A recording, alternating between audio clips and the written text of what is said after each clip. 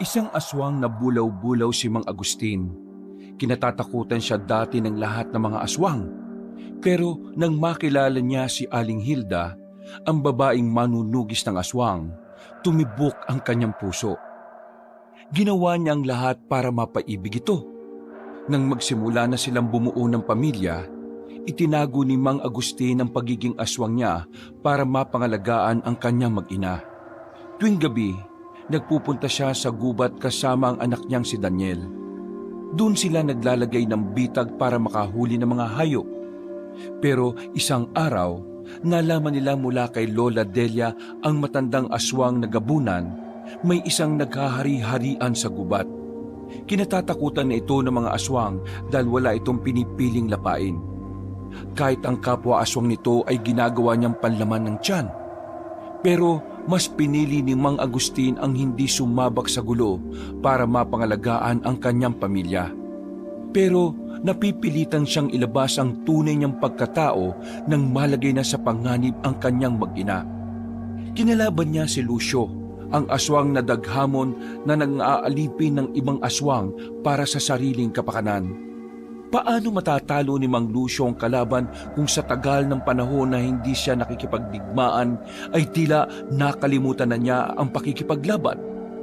Dumagdag pa ang takot sa kanya dahil pakiramdam niya ay wala na ang dati niyang lakas.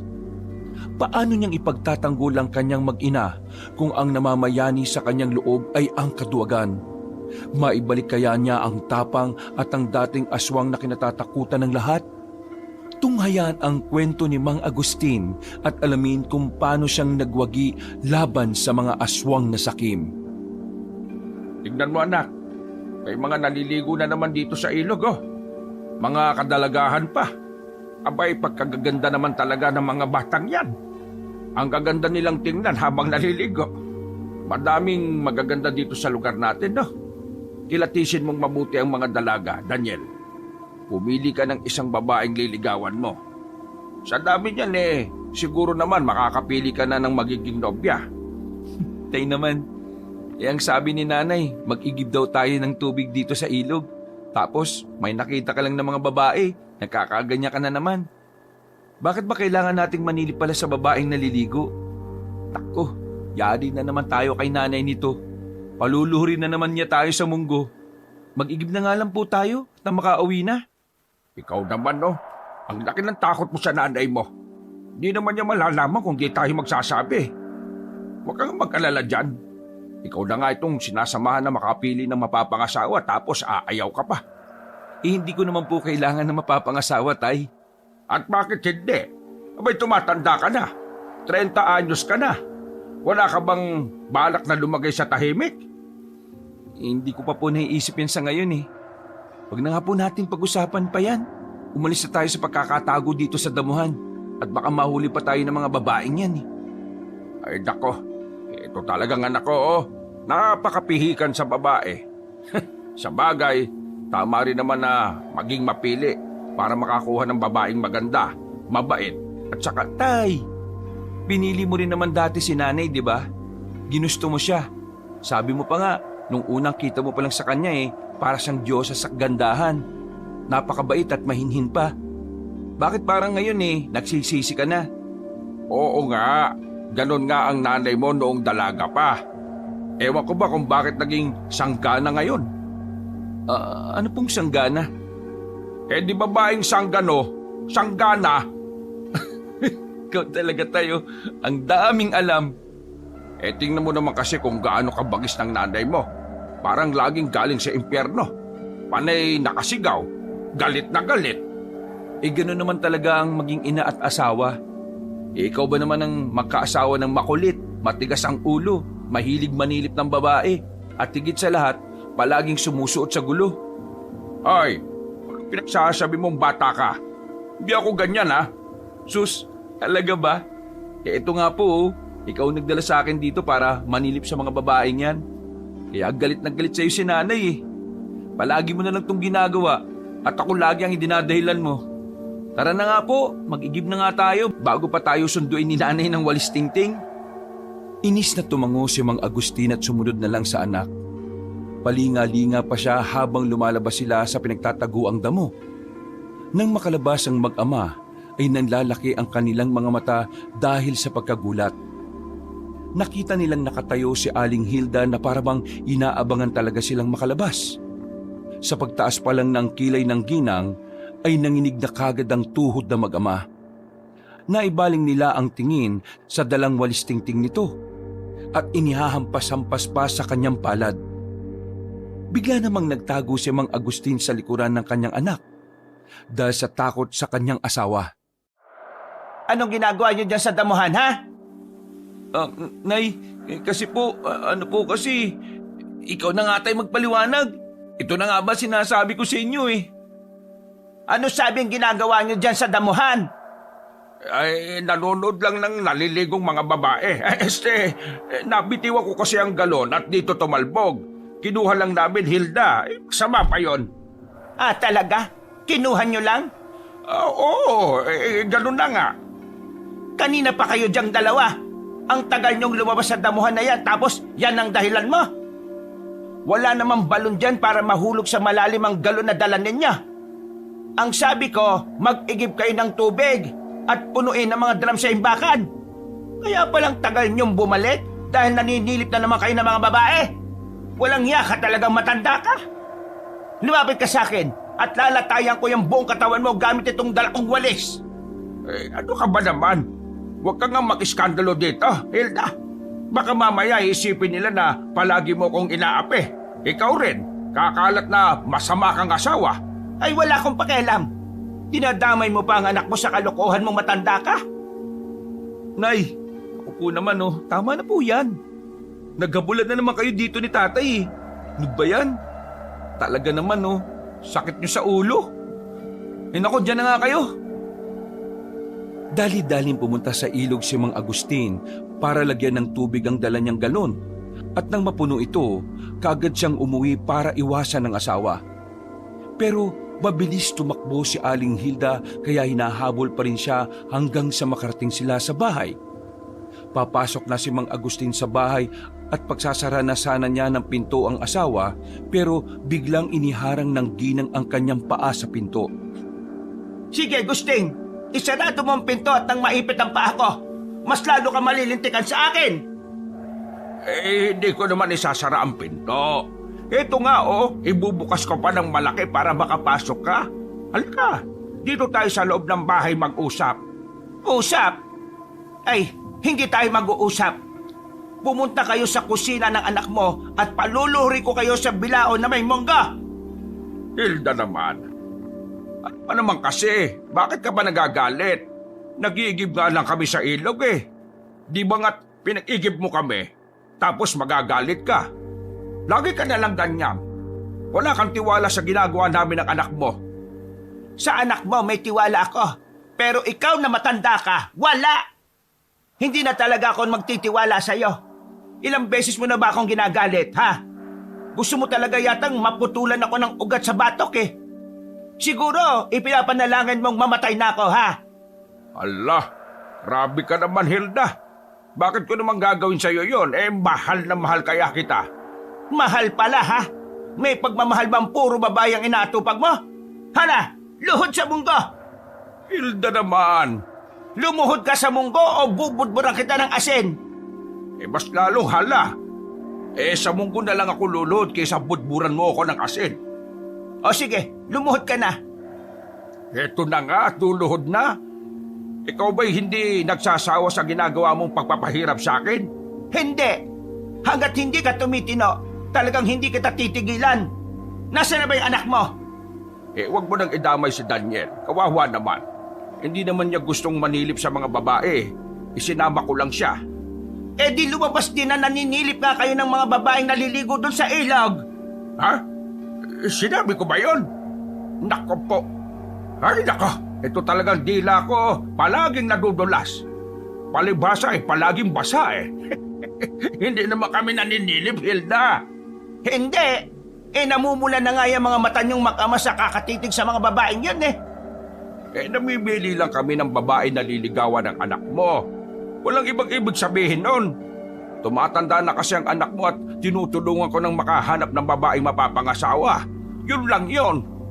At balak mo pa talagang dagdagan ng sakit ng ulo ko? Kayo nga lang mag-amay, sakit na sa ulo. Tapos, gusto mo pang lumagay sa magulong buhay si Daniel? Abay, papatay mo talaga akong mabilis, damuho ka. Panay ang iwas ni Mang Agustin sa mga hampas ng walis tingting ni Aling Hilda. Pero dahil nakaload siya sa bilaon na may munggo, hindi na niya maiwasan ang mga hagupit ng ginang. Kaya sinalo na lang niya ang mga yon. Alam niya kapag umiwas siya, ay lalo lang siyang magtatagal. Panay na lang ang hingi ng tawad ni Mang Agustin sa asawa para humupa na ang galit nito. Maya-maya ay huminto na sa paghagupit si Aling Hilda. Tumahimik siya at nagseryoso. Naupo ang babae sa upuang malapit sa lamesa. Pagkatapos ay seryosong kinausap si Mang Agustin. Gusting, ayus-ayusin mo ang buhay mo, ha? Alam mo kung bakit ko kayo laging hinihigpitan ng anak mo. Palagi akong nag-aalala sa kaligtasan ninyo tapos kayo ay parang walang pakialam. Ano ba ang gusto mong mangyari sa buhay mo, ha? Kapag may nangyaring masama sa'yo, paano na ang anak mo? Ay, bakit naman biglang nauwi dyan ang usapan? Hindi ko naman pinababayaan ang anak natin. Hindi ko naman hahayaan na mapahamak siya. Sa ginagawa mo, ipinapahamak mo na siya. Kagaya kanina na lang sa ilog. Nagsaahas pa talaga kayong dalawa at saka nagtago sa damuhan. Paano kung may makakita sa inyo? Ang tagal nating itinago ang pagiging aswang ninyo para hindi malantad dito sa baryo natin sa Capiz. Tapos, ikaw naman hindi nag-iingat. Wala namang nakakita, Hilda. Ay tumigil ka na nga sa kalandian mo. Kapag talaga napahamak ang anak ko dahil sa'yo, lalamasin ko talaga ang katawan mo sa asin hanggang sa malapnos ka. Tapos, ipapasok kita sa tapayan na puno ng asin para maging burong aswang ka. Ay grabe naman ang parusa na yan. Talagang gagawin ko, Gusting. Hindi ka na tumino Baka nakakalimutan mong lagi na kayong kamuntikan ng anak mo na mahuli sa tuwing nagsasaaswang kayo sa gubat. Kung hindi ko pinagiliran ng mga tapayan na may asin ang bakuran natin matagal na kayong sinunog na mga tao. Kaya utang na loob, ha? Huwag ka nang gumawa ng ikapapahamak ninyong mag-ama. Oo na. Hindi na ako magpapasaway. Naiintindihan ko naman ang sinasabi mo Inihahanap ko lang naman ng babae ang torpe at pihikan mong anak. Ay naku, pabayaan mo na si Daniel na maghanap ng babaeng gusto niya. Bakit ka ba nakikialam sa buhay niya? Kasi... Ay, tama na. Ito nang huli kong mahuhuli kayong gumawa ng kalokohan, ha? Sa susunod talaga, sa asin ko na kayo paluluhurin. Wag naman, mahal ko. Alam mong masama sa amin yan. Malalapnos kami. Hindi ka ba naaawa? Hindi! Lalapnosin talaga kita. Baka nga dalhin kita sa dagat at doon lunurin Ay naku po. Hindi ako makikilala niyan kapag namatay ako. Mas mainam ngang hindi ka na makilala kesa naman makilala kang aswang. Mahal ko, pwede na ba akong tumayo? Masakit na kasi ang tuhod ko Hindi! Wala akong pakialam kahit lumubog sa tuhod mo yung mga munggo na yan. 3 oras ka dyan. At dahil tumakas ang anak mo sa parusa niya, dodoblehin ko ang oras ng pagluhod mo dyan. Naku po, mahal ko. Huwag naman ganon. Huwag mo kong iwan dito. Patawarin mo na ako. Hindi na ako uulit. Sinundan pa ni Mang Agustin ang kanyang asawa habang palabas sa kusina. Nang makita niyang lumabas na ito ng bahay, ay lumapad ang kanyang ngiti. Dali-dali siyang tumayo at pinagpaga mga munggo na kumapit sa kanyang tuhod. Mabuti naman at umalis na si Hilda. Pampirang babae yun. Kung makapagparusa, wagas. Di lang talaga ako pumapatol sa babae kaya pinagbibigyan ko Pero ngayong umalis na siya, siyempre, aalis na rin ako. Nay, si tatay tatakas. Ay, wisit kang bata ka. Bigla ka nalang sumusulpot. Saan ka ba nagdaan? Dito po sa pintuan sa likod. Kanina pa ako sa likod, Nakikinig lang ako sa usapan niyo ni nanay. Bakit ka tumayo dyan? Di ba doble daw ang oras ng pagluhod mo? Lagot ka talaga, Tay. Isusumbong kita kay nanay. Ay, tumigil ka nga. Ikaw pala walang awa sa tatay mo. Dapat ako ang kinakampihan mo dito kasi tayong dalawang makalahi. Sa akin ka nagmana. Pareho tayong aswang na mula sa lahi ng bulaw-bulaw. Ang nanay mo, isang ordinaryong tao lang yan. Ikaw talaga, pumili ka ng malakas na kakampi, no? Malakas na kakampi po. Aba, kay nanay talaga ako. Paano naman kita kakampihan Takot na takot ka nga kay nanay. Kapag sumigaw na siya, nanginginig na tuhod mo. Paano kita kakampihan? Ay nako, ikaw talaga bata ka, loko ka. Hindi ko lang siya pinapatulan kasi kawawa siya. Wala siyang laban sa kagaya nating aswang. Ganon? Sige po. Sandali lang ha. Nay! Wala ka raw laban kay tatay. Mahina ka raw na babae. Ordinaryong tao ka lang daw, sabi niya. Uy, sira ulo ka talaga at isinigaw mo pa. Baka marinig ka nun. Abay pareho tayong paluluhurin sa asin nun. Sasabuyan na naman tayo ng asin ng nanay mo. Huwag mo nang galitin. Di inamin mo na tigasin ka. Tigasaing. Natakot ka kay nanay. Ay nako, sino bang hindi matatakot sa kanya, no? Isang matapang na tagatugis ng aswang ang nanay mo. Kaya nga kami nagkakilala dati kasi tinutugis niya ang mga aswang dito sa Kapes. Napakabagsik niyan. Kaya lang ako nakaligtas dahil doon ako nagtago sa kwarto niya. Tapos, tamemi po kayo nang pumasok siya sa kwarto na bagong ligo. Tapos, titig na titig ka sa magandang katawan ni nanay. ay, ano ba yan? Ayoko nang maalala. Pero, sinabi mo pa. Alin po yung ayaw niyong maalala? Ang magandang hubog ng katawan ng nanay mo. Makinis at maputi ang kanyang balat. Kaya nga, nilingkis ko siya kagad nun Tapos, hindi ko na siya pinakawalan. Sa unang beses na nakita ko siya, talaga namang minahal ko na yan. Kaya lang ngayon mas bumagsik pa siya Mas humigpit pa siya kaysa sa dati. Nakakasakal na. Nag-aalala lang po kasi si nanay para sa atin, Tay. Tagatugis siya ng mga aswang. Tapos, nagtatago siya ng aswang sa bahay niya. Hindi niya sinasabi sa mga tao na ang asawa at anak niya ay mga aswang. Mahirap po yung para sa kanya. Alam ko naman yon. Pero, pasaway ka pa rin, Tay Ay nako, sinermonan na nga ako ng nanay mo tapos sermonan mo rin ako. Masakit na sa tenga Mabuti pa, pumunta na lang tayo sa gubat. Oh, ano na naman po ang gagawin natin sa gubat? Ihuhuli ko ng baboy ramo ang nanay mo para hindi na magalit. Paborito niya kasi yung baboy ramo. Pati na rin tikling at manok sa gubat. Matutuwa yung kapag inuwian ko siya ng mga paborito niya. Naku po, pag uwi natin dito, lulud na talaga tayo sa asin. Hindi lang yun, paliliguan pa tayo ni nanay ng dinikdik na bawang. Walang babae sa gubat, Daniel. Isa lang naman sa ikinagagalit ng nanay mo ang selos. Akala niya kasi nambababae ako. Hindi nga po ba? Hindi naman ako nambababae. Tumitingin lang ako ng babae. Magkaiba yon. Sus, sige nga po. Ikaw talaga, palusot ka pa. O ano, sasama ka ba sa akin? Huwag ka na mag-isip, tara na. Bago pa magsalita ang kanyang anak, ay hinatak na niya ito. Pumunta sila sa gubat para mangaso. Tiningnan nila ang mga bitag at silo na inilagay nila sa gubat para malaman kung may mga hayop na itong nahuli. Nakita nila na iba na ang posisyon ng mga bitag at silo. Nang ayusin nila ay nalamang sariwa pa ang bakas ng dugo sa mga tulis ng kahoy. May nasilo na itong hayop bakit nakawala? Imposible namang makawala ang hayop dito.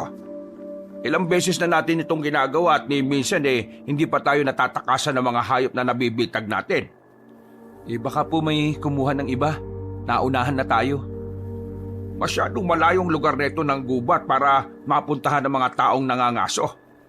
Tayo lang ang nakakapunta dito. Di yung ibang aswang po. Ibang aswang? Bakit po? Hindi rin po ba ito mapupuntahan ng ibang aswang? Sa pagkakaalam ko, hindi na pumupunta ang mga aswang dito dahil takot na sila sa mga taong tumutugis sa kanila. Ang mga aswang na kasabayan naming naghahari-harian sa lugar na ito nagsialisa na dahil sa takot. Kung mga aswang ang kumuha ng huli natin, ibig sabihin bumabalik na sila dito sa Kapis. Bakit po? May problema po ba, Tay? Kung magbalikan sila? Oo, malaki. Magkakagulo na naman sa lugar na ito. At ang mga aswang ay mag-uunahan na naman sa pag-aagawa ng teritoryo. Saka isa pa ha, may mga aswang na nambibiktima ng mga tao. Ilang taon nang tahimik ang lugar na ito. At kapag bumalik sila, nako, malaking gulo na naman. Halika Daniel, ikutin natin ang gubat. Mag-imbestiga tayo. Ay nako, eto na naman kami. Susulong na naman kami sa gulo. Lulud na talaga kami sa bilaong may asin ito habang sinasabuyan pa ni nanay. Halika na. Mamaya na natin isipin ang galit ng nanay mo. Nilibot nila ang parte ng gubat kung saan sila naglagay ng mga patibong. Halos lahat ay nakabitag ng mga hayop pero wala na ang kanilang huli. Napakamot na lang ng ulo si Mang Agustin dahil sa inis. Maya-maya ay nakarinig sila ng sigaw ng isang babae. Humihingi ito ng tulong. Nagkatinginan pa ang mag-ama dahil sa pagtataka. Dahil isang babae ang sa palagay nila ay naligaw sa gubat. Kagad nila itong hinagilap hanggang sa makita nila ang matandang babae na nadagana ng natumbang puno. Pinagtulungan na mag-ama na buhati ng puno para makaalis ang matanda. Pagkatapos ay binendahan ni Mang Agustin ang mga sugat na matandang babae. Gamit ang telang piniraso niya mula sa kanyang damit. Maraming salamat sa inyo. Mabuti naman at napadpad kayo dito sa gubat. Kung wala kayo baka dito na ako natuluyan. Lola, bakit po ba kayo nandito sa gubat? Sa edad niyong yan nagpunta pa talaga kayo dito? Hindi ka ordinaryong tao, hindi ba? Anong uri ng aswang ka? Saang lahi ka nagmula? Aswang? Aswang siya, Tay? Ano ka ba naman bata ka? Matagal na kitang tinuruan kung paano kumilatis ng aswang kapag nasaan yung tao sila. Hanggang ngayon hindi ka pa rin natututo. Hindi mo pa kasi siniseryoso ang mga sinasabi ko sa iyo Paano ko ba siseryosohin kung puro ka namang kalokohan? Malay ko ba kung seryoso na sinasabi mo o hindi? Ay nako, talaga naman Lahat ng sinasabi ko sa iyo seryosohin mo. Ayoko po Yari na naman ako kay nanay niyan Oo, tama ka. Isa nga akong aswang. Mula ako sa lahi ng mga gabunan. Kaya po pala kulay puti ang buhok ninyo. Akala ko dahil puro uban na yan. Kami naman po mula sa lahi ng mga bulaw-bulaw. Bakit po ba kayo nandito, Lola? Bulaw-bulaw. Isa sa mga matatapang at mababagsik na aswang. Po? Sigurado po kayo, Lola? Nako, kung ganun po ang tingin niyo sa mga kagaya namin, sigurado po kung ampo ng tatay ko. Ay, bakit mo naman nasabi?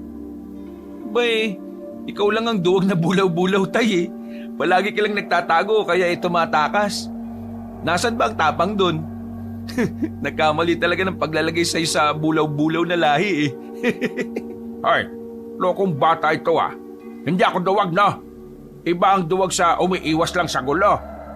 Mula nang nag-asawa ko, iniwasan ko na ang gulo.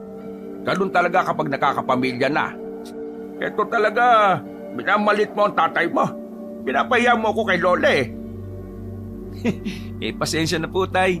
Baka nga kay nanay ka lang naduduwag Kaso, wala talaga akong matanda na naging matapang ka Ay nako, tama na. Tumigil ka na sabi. Kayong dalawa nakakatawa. May sinundan akong aswang kaya ako napadpad dito. Sa kakatago ko natumbahan ako ng punong ito. Ako nga pala si Delia. Kayo naman, bakit kayo nandito? Delikado ang gubat na ito sa kagaya nating aswang. Po? Bakit naman po delikado dito? Matagal na po kaming nangangaso ni tatay dito Saka kami lang po ni tatay ang nagagawi dito. Kaya po nagtataka kami kung bakit kayo napadpad sa lugar na ito Ibig sabihin, hindi pa ninyo nasasagupa ang mga aswang na mula sa lahi ng daghamon? Daghamon? Ano po yung meron sa kanila? Noong nakaraang buwan, naganap ang aming lahi ng gubat na pwedeng pagkunan ng pagkain. Doon kasi sa aming lugar ay hindi na pwedeng puntahan dahil sinakop na ni Lucio. Mula siya sa lahi ng mga Daghamon. Karamihan sa mga gubat ay inangkin niya. Pinagkaharian niya ang mga ito. Kinatatakutan na si Lucio dahil sa kanyang pagsisiga-sigaan. Kilala siya na lumalapan ng mga kapwa aswang. Kaya marami ang takot sa kanya. Kapag inangkin na niya ang isang gubat, wala nang nagpupunta doon kapag hindi nagpapaalam sa kanya. Kailangan lagi ng kanyang permiso. Ang pinapayagan niya lamang ay mga aswang na umanib at nagpasakop sa kanya. Kapag hindi, itinuturing niyang kalaban. Po, mali po yun, Lola. Wala naman pong pwedeng umangkin sa gubat eh. Lahat ng nabubuhay sa mundo ay pwedeng gamitin ng gubat. Hindi siya pwedeng magbawal. Ibig niyo pong sabihin, narating na ni Lucio ang lugar na ito? Oo, at siya ang kumuha sa mga nabihag na hayop. Sa inyo ba ang mga yon? Opo, kami ang naglagay ng mga bitag. Pero sana naman nagtira siya kahit isa lang. Inubos niya talagang kunin Ang sama naman niya. Suga pa pala siya eh. Hindi siya pwedeng maghari-harian dito.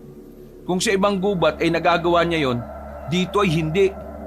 Anak, huwag kang lumagay sa gulo ha. Hindi tayo dapat masuong sa away. Mano bang manguha siya ng mga hayop sa nabitag natin? Makakabitag pa naman tayo sa susunod. Hindi po, Tay. Kapag pinayagan natin siya, mamimihasa na yun. Paano kung angkinin niya ang gubat na ito? Di wala na tayong pagkukuhaan ng pagkain. Hindi naman kita pinalaking madamot. Marami pang hayop sa gubat, Daniel. Hindi na kayo pwedeng tumapak pa sa gubat na ito mula ngayon. Ano po? Bakit naman po ninyo nasabi yon? Tingnan niyo ang mga puno. May malalaking marka ng kamot na paekis. Marka yan mula sa mga kuko ni Lucio. Ibig sabihin, tinandaan niya ang gubat na ito. Kapag may ganyang marka, teritoryo na niya. At lahat ng lalaban sa kanya ay lalapain niya. Ganoon siya kawalang puso para sa iba. Abay, bakit ba niya yung ginagawa? Para mapilitan ng ibang lahi na magpasakop sa kanya. Kaso lang, nakakaranas ng hindi magandang pagtrato ang mga aswang na sumasanib sa kanyang puwersa. Ginagawa niyang alipin ang mga ito.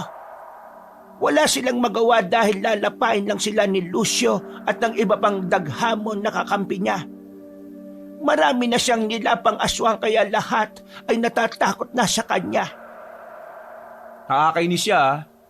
Siya na ang dayo, siya pa ang naghahari-harian. Hindi pwede yun. Ano na pong gagawin natin, Tay? Papayag na lang ba tayo sa ganon? Nauna tayo sa gubat na ito tapos palalayasin lang tayo ng dayo. Hindi rin ako papayag na magpasakop sa kanya, no? Mas mainam lang huwag sumabak sa gulo, Daniel. Kapag wala sila sa gubat, saka tayo manguhan ng mga hayop. Hindi naman siguro sila palaging nandito. Pwede naman nga yun, pero hanggang kailan nyo gagawin? Kung gusto nyo, sumama na lang kayo sa amin. Lihim kaming bumubuo ng pangkat na kakalaban sa grupo ni Lucio.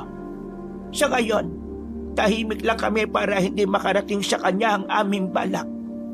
Kapag gusto nyong makisa sa aming layunin, nasa bandang timog kami. Pumunta lang kayo doon.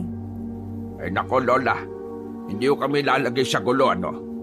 Kung ano man ho ang mga ipinaglalaban ninyo, hangad ko na lang po ang inyong tagumpay. Iiwasan na lang namin si Lucio para walang gulo. Teka, kaya nyo na hubang makauwi? Oo, kaya ko na. Maraming salamat sa pagliligtas niyo sa akin. Sige po, kami po'y uuwi na rin. Tayo na, anak, baka hinahanap na tayo ng nanay mo. Kailangan makauwi na tayo kaagad. Ramdam ni Mang Agustin ang inis ng kanyang anak. Lumaki itong matapang at matuwid kagaya ng kanyang lolo. Pero minsan ay padalos-dalos ko mag-isip. Panay ang reklamo ni Daniel habang naglalakad sila pa uwi. Sino ba yung Lusyong yon, Tay? Anong klase ba ng aswang yung daghamon? Sadya ba talagang mababagsik sila at mapangapi?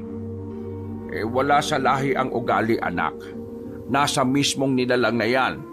Kapag pinili niyang maging masama, ganun na siya talaga kahit saang lahi ng aswang pa siya nabibilang. Malakas po ba yung mga daghamon? Hindi ko alam kung gaano sila kalakas. Pero lahat naman ng mga aswang malalakas dahil sa kanya-kanyang taglay na kakayahan. Pero ang masasabi ko lang, wala nang mas lalakas pa sa nanay mo. Siya ang pinakamalakas na nilalang na nakilala ko. Pagtas pa lang ng kilay niya nakakatakot na. Ay nako, bulag talaga sa pag-ibig ng si tatay oh. Pagka-uwi nila sa bahay, nakita nilang nakapinid ang pinto. Nakatinginan pa ang mag-ama bago pumasok. Nagtutulakan pa sila sa pagpasok sa bahay hanggang sa matumba sila sa sahig. Natigilan sila na makita ang dalawang malaking bilao na may asin.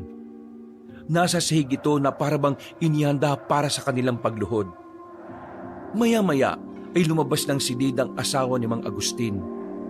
Hawak nito ang buntot pagi at nang makita sila ay inihampas ito ng ginang sa sahig.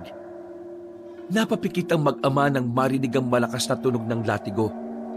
Nanginig na naman sa takot si Mang Agustin nang marinig ang nakakatakot na boses ng asawa. Luhod sa bilao!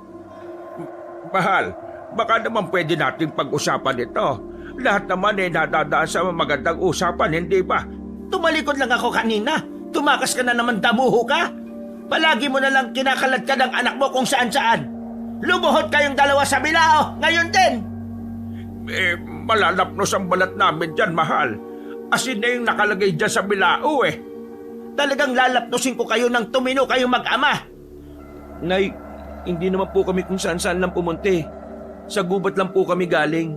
Palagi naman po kami napupunta doon, di ba? Ay wala akong pakialam kung saan kayo galing. Tinakasan nyo ang parusa kanina. Kaya ngayon, mas matinding parusa ang haharapin nyong mag-ama.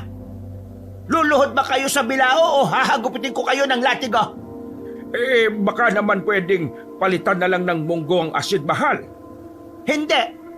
Huwag nyo akong galitin! Luhod! Dahil sa takot na mag-ama, napilitan silang lumuhod sa pilaon na may asin.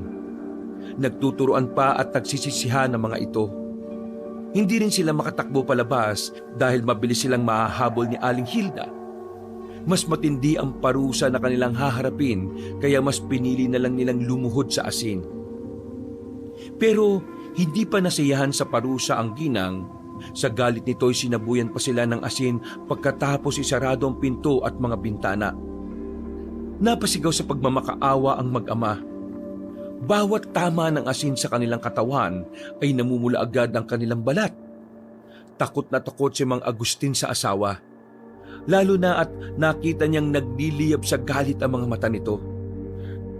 Bakit ka ba nagagalit? Wala naman kami ginawang masama Hindi kayo mapirme dito sa bahay. Palagi nyo akong pinag-aalala. Kapag nahuli kayong dalawa ng mga tao ay susunugin kayo ng buhay. Hindi na nyo ako naisip. Patawarin mo na ako, mahal ko. Hindi na ako uulit. Hindi na ako lalayo dito. Kahit sa gubat hindi na ako pupunta. Kung hindi tayo pupunta sa gubat, Tay, sana tayo kukuha ng pagkain. Hindi naman sasapat ang mga alaga nating hayop. Nakita mo na yung tinuturo mo sa anak mo. Nagiging palasagot at palakatwiran na rin. Nako, ikaw, Daniel, ha? Huwag ka na nga munang sumabat kung ayaw mong maging bulate tayong inaasinan dito. Mahal ko, ipatawarin mo na ako. Hindi na talaga ako uulit. Ako na rin ang magdidisiplina sa anak natin. Mamimirmi na kami dito sa bahay. Talagang mamimirmi na kayo dito. Hindi na kayo pupunta sa gubat. Nay, paano na po yung pagkain namin? Ay matuto kang mag-alaga ng mga hayop kung gusto mong kumain ng sariwang karne. Kung ayaw mong magbanat ng buto, Daniel, magutom ka. Mula ngayon, hindi na kayo pupunta sa gubat. Naintindihan niyo ba? Sumagot kayo. Hindi na talaga, mahal ko. Promise, hindi na kami babalik doon. Uy, sumagot ka anak. Mangako ka sa nanay mo na hindi na tayo babalik doon. Saka, hindi na talaga tayo babalik. Delikado na kasi doon, di ba? Ay nako, sige na nga po. Pangako nay, hindi na po ako sasama kay tatay. Hoy, mali yung sinasabi mo Hindi yon. Kapag po sumama ako sa inyo, napapahamak ako lagi Ikaw na lang ang maiwan dito sa bahay, tay. Ako na lang ang didelehin siya ng pagkain natin. Wala nang aalis sa bahay na ito. Sa oras na tumakas uli kayong dalawa, huwag na kayong babalik dito. Naintindihan niyo ba? Kalimutan niyo na lang ako kung puro sarili niyo lang ang iniisip ninyo. Sumang-ayon na lang ang mag-ama sa kagustuhan ni Aling Hilda para matapos na agad ang parusa nito sa kanila. Nang tumayo sila sa pagkakaluhod ay halos hindi nila mabuhat ang sarili dahil sa mga lapnos na kanilang natamo. Pumasok agad si Daniel sa kanyang silid at hindi na lumabas kinagabihan. Samantala, habang dinidilaan ni Mang Agustin ang kanyang mga sugat ng gabing yun, seryoso niyang kinakausap ang asawa habang nagsusuklay ito ng buhok sa harap ng salamin. Mahal, napasobra naman yata ang parusa mo kanina.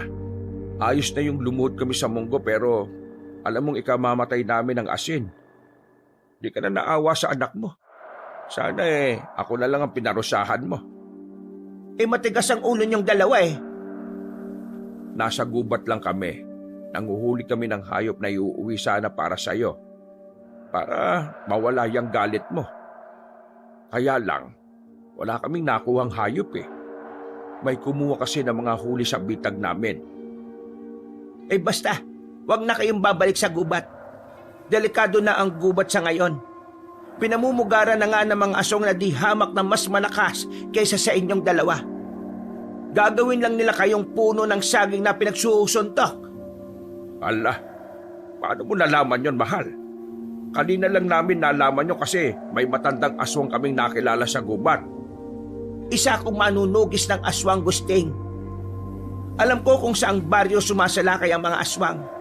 Alam ko kung saang gubat sila nagtatago.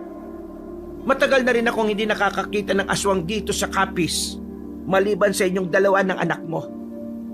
Nagtagumpay ang grupo namin na itaboy ang mga aswang noon. Pero ngayon, bumabalik na sila. Kaya ko kayo hinihigpitan na dalawa dahil ayaw kong madamay kayo sa oras na magsimula na uling magronda ang grupo. Ay, kaya pala. Bakit ngayon mo lang sinabi sa akin yan? May alam ka na pala. Abala ka kasi sa paninilip ng mga babaeng naliligo sa ilog, hinayupak ka. Hindi Kapag nahuli-uli kita na naninilip, isusubsub talaga kita sa mga babaeng yan. Tatanggi ka pang damuho ka? Baka gusto mong haplasan kita ng dinikdik na bawang. Naku naman, mahal. Hindi na nga talaga ako uulit. Huwag ka nang magalit dyan, no? Ikaw na lang ang sisiliban ko. Pangako yan. Hay, siraulo ka talaga. Pati ako'y mamanyakin mo. Kinabukasan, maagang umalis si Aling Hilda para magtinda ng asin at bawang sa palengke. Nang makaalis ang asawa, ay napansin ni Mang Agustin ang anak na hindi pa lumalabas ng kanyang silid. Nag-aalala siya na baka malala ang mga sugat na nakuha ng binata mula sa asin. Kinatok niya ang pinto ng silid nito at kinumusta ang anak. Pero nagtataka siya dahil walang sumasagot mula sa loob. Nagpasya na siyang buksan ang pinto at doon niya nalaman na wala na ang kanyang anak sa loob ng silid. Wala namang ibang pupuntahan si Daniel kundi sa gubat kaya lalo siyang nag-alala. Pagdating sa gubat ay nagpalit na siya ng anyo bilang aswang na bulaw-bulaw. Mas mabilis ang kilos niya sa ganong anyo dahil kalahating ahas at kalahating tao ang kanyang itsura. Ang ibabang katawan niya ay sa ahas at ang itaas naman ay sa tao. Ang ulo niya ay katulad din ng ahas pero ang muka ay sa tao. Binisan niya ang paggapang at panay ang linga sa paligid para makita ang anak. Pinatalas niya ang kanyang pangamoy dahil hindi gaanong malinaw ang kanyang paningin kapag maliwanag ang paligid. Hindi kagaya paggabi, mas malinaw ang kanyang paningin kapag madilim. Ilang minuto na niyang sinusuyod ng gubat para mahanap ang anak. pero hindi pa rin niya makita. Hanggang sa makarinig siya ng grupo ng mga kalalakihan na tuwang-tuwa habang nag-uusap-usap. Mabilis niyang binago ang itsura mula sa pagiging aswang ay nag-anyong normal na ahas na lang siya at nagmanman. Sa pakikinig niya sa usapan ng mga lalaki ay nalaman niyang ang isa sa kanila ay si Mang Lucio. Ang lalaki na sinasabi ni Lola Delia na pinuno ng mga aswang na daghamon. Bagya siyang napatras dahil nakaramdam siya ng takot nang makilatis ang lalaki. Sa itsura pa lang ay matapang at mabagsik na ito. Iniutos nito sa mga kasama na tingnan pa ang mga bitag kung may hayop na nasilo. Tuwang-tuwa ang mga kasama nito dahil may mga hayop na naman silang nakuha nang walang kahirap-hirap. Pero mas ikinagulat ni Mang Agustin nang biglang lumabas mula sa damuhan ng anak niyang si Daniel. Galit na galit ito habang kinakausap si Mang Lucio. Ibalik niyo ang mga hayop na yan! Sa amin yan! Sino ka? Ang lakas ng loob mong sabihin sa akin yan ha? Hindi mo ba ako nakikilala? Ako si Lucio. Sa akin ang teritoryong ito. Wala kang pag-aari dito. Matagal na kami nangangaso dito. Kailan ka lang dumating tapos aangkinin mo na yung gubat? Ha! Matapang na binata. Gusto kong ugali mong yan ha? Nakikita mo ba ang marka sa mga puno? Katibayan niyan na itong gubat ay teritoryo ko at walang pwedeng manghuli ng hayop dito kung hindi kami lang. Hindi ka ba natatakot sa akin? Marahil hindi pa nakakarating sa iyo ang balita tungkol sa katapangan ko. Pwes, ipapakita ko sa iyo ang bagsik ko para magkaroon ka ng takot sa akin. Hindi mo ito teritoryo at wala kang marka na iniwan sa mga puno. Mukhang nananaginip ka ng gising ah. Manong? Oh, wala ba? Tingnan mo ang mga puno. Nagulat si Mang Lucio nang tingnan ng isang puno na nilagyan niya ng markang X. Nawala na nga ang markang inilagay niya dahil binalatan ng puno. Tiningnan din niya ang ibang mga puno. Lahat ng markang inilagay niya ay tinanggal. Tumawa ng malakas si Mang Lucio. Naramdaman naman ni Mang Agustin ang kanyang takot nang marinig ang tawa na yon. Sira na yata ang tuktok ng anak ko. Binalatan niya ang mga puno para lang tanggalin ang marka. Mahusay nga ang ginawa niya. Kaya lang mas delikado na ngayon ang buhay niya. Mukhang nagalit niya ng gusto yung lalaking yon. Yari na. Hindi talaga nag-iisip tong si Daniel Mahusay ang ginawa mo, binata. Binalatan mo ang katawan ng puno para maalis ang marka. Gusto ko ang katalinuhan mong yan ha. Pinahanga mo ko. Hindi mo ito teritoryo. Ibalik mo ang mga hayop na yan. Sa amin yan. Gumawa kayo ng sarili niyong bitag o kaya manghuli na lang kayo ng mga hayop. Sa laki ng katawan niyo, marami kayong mahuhuli. Bakit hindi natin pag-usapan ito ng maayos? Kung papayag kang umanib sa aking pangkat, ibibigay ko sa iyo ang kalahati ng aking huli. Papayagan din kitang mangaso ng malaya. Kahit anong oras mo gustuhin, dito sa teritoryo ko. Dahil ang teritoryo ko ay magiging teritoryo mo na rin. Ano? Ayaw mo pa ba yan?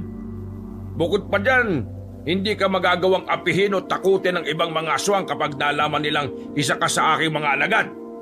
Katatakutan ka rin nila. Hindi ako nagpapasakop sa kahit na sino. Ang masasabi ko lang, babawiin ko ang para sa akin.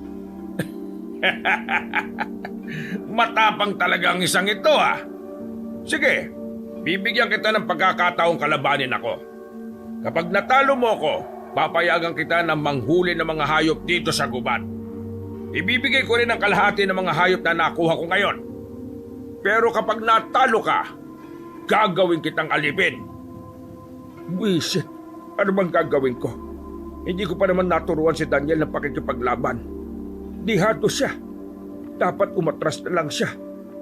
Pinapairal kasi ang katigasan ng ulo ng batang to Hindi sila pwedeng maglaban. Wala naman siyang laban sa lalaking yun Mukhang isang mandirigma ang Lucio na yun. Wala siyang binatbat sa lalaking yon. Pinilit ni Mang Agustin na malapitan ng kanyang anak habang nasa anyong ahas siya. Pero kahit anong tawag niya dito, ay hindi siya pinapansin ni Daniel. Hindi rin ito naririnig ang pagtunog ng ahas niya. Maya-maya ay nakita niya ang anak na nag-anyong bulaw-bulaw na. Napapikit na lang si Mang Agustin nang sugurin niya si Mang Lucio. Naglaban ang dalawa pero dahil walang karanasan si Daniel sa pakikipaglaban, ay palagi siyang natutumba sa isang suntok lang ni Mang Lucio. Kada bagsak ng binata sa lupa ay tumatawa naman ng malakas ang kalaban nito. Dahil doon ay lalong napikon si Daniel sa lalaki. Sumugod ito ng galit at hindi na nag-iisip sa kahihinatnan. Sinubukan niyang tuklawin ng lalaki pero kaagad namang nakaiwas. Hinampas din ni Daniel ang lalaki gamit ang buntot niya, pero nahawakan agad ito ni Mang Lucio. Ipinilupot sa kanyang braso ang dulo ng buntot ng binata, saka siya hinigit. Hinatak siyang paitaas at saka pinaikot-ikot sa ere. Pagkatapos ay binitiwan siya kaya tumilapon si Daniel sa malayo. Nagmamadali namang pinuntahan ni Mang Agustin ang anak. Nakita niya itong nakabulagta sa lupa. Nasaan yung tao na si Daniel at hirap na ibangon ng katawan.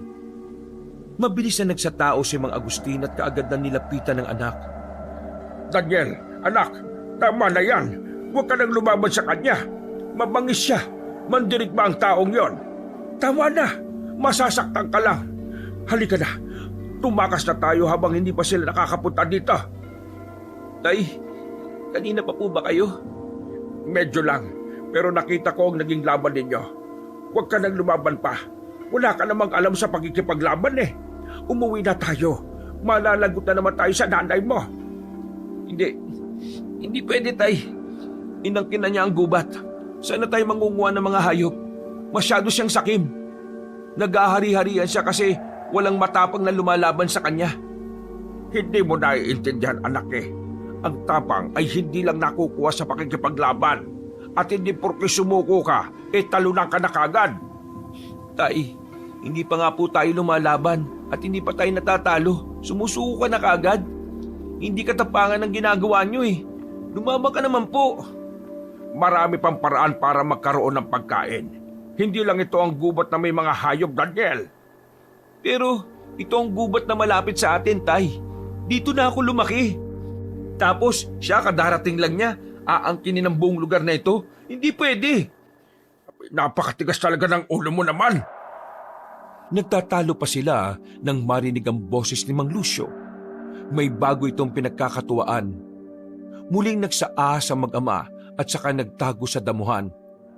Tiningnan nila kung sino naman ang pinagdidiskitahan ng lalaking daghamon. Nakita nila ang isang aswang na lalaking halos isubsob na ang muka sa lupa dahil sa pagmamakaawa sa buhay niya. Pero tumawa lang ng tumawa si Mang Lucio. Habang nagmamakaawa ang lalaking aswang, ay lalong naiirita si Mang Lucio dahil ayaw niya ng isang duwag na lalaki. Hindi ito nagdalawang isip sa ginagawa. Dinukot pa niya ang puso at tatay ng aswang sa kakinain. Pagkatapos ay ibinigay niya sa mga kasama ang natirang karne ng lalaki.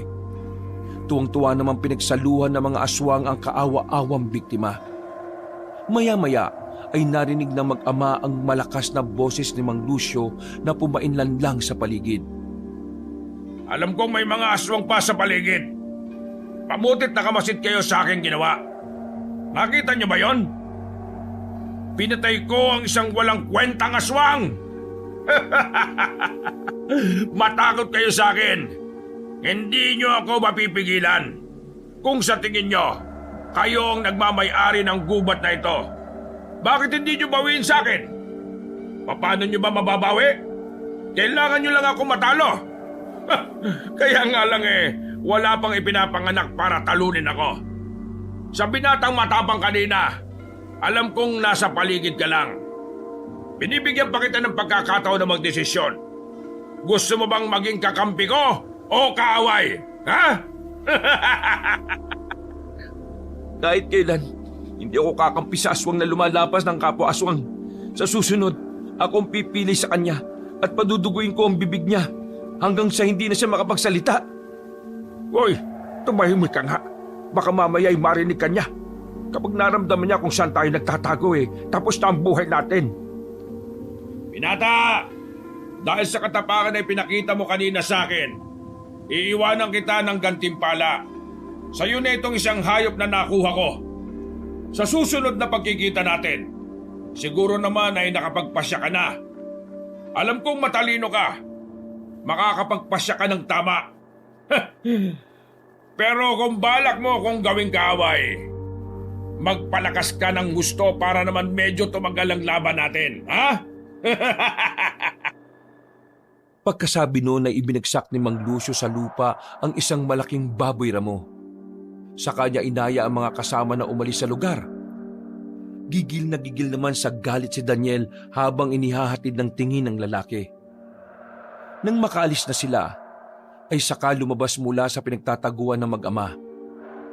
Nagsatao na sila nang lumapit sa baboy ramo. Pinagsusuntok ni Daniel ang baboy kahit wala na itong buhay. Doon niya ibinuhos ang galit. Tama na yan, anak. Patay na ang baboy. Huwag mong durugin ang laman. Hindi na yan magiging masarap. Tara na, umuwi na tayo. Ako na magpapasa ng baboy ramo. Hindi ka ba nagagalit sa kanya, Tay? Bakit nanood ka lang? Bakit hindi ka po lumaban? Para saan? Gusto ko ang tahimik na buhay, anak. Ayaw ko nang lumagay sa gulo. Hindi ka naman lalagay sa gulo eh. Saka hindi naman masama na ipaglaban ng tama. Sa tingin mo ba kapag nilabanan mo siya at natalo siya, matatapos na doon ang lahat? Hindi, Daniel. Doon palang sisiklab ang labanan na walang katapusan. Nakikita ko ang ugali ng halimaw na yon. Hindi siya papayag na may makatalo sa kanya. Lalo lang siyang mag-aasik ng karanasan kapag may isang tumapat sa kanyang tapang at lakas. Hindi ka na matatahimik. Kaya, piliin mo na lang ang tahimik na buhay, anak. Yung asong na nilapa niya, hindi ka ba naawa sa kanya? Pinatay siya kahit nagmamakaawa siya sa buhay niya. Nagpunta lang siya sa gubat para maghanap ng pagkain para sa kanyang pamilya. Pero ngayon, hindi na siya makakabalik sa kanila. Paano ng pamilya niya? Kung tumakas siya kanina, hindi sana siya namatay.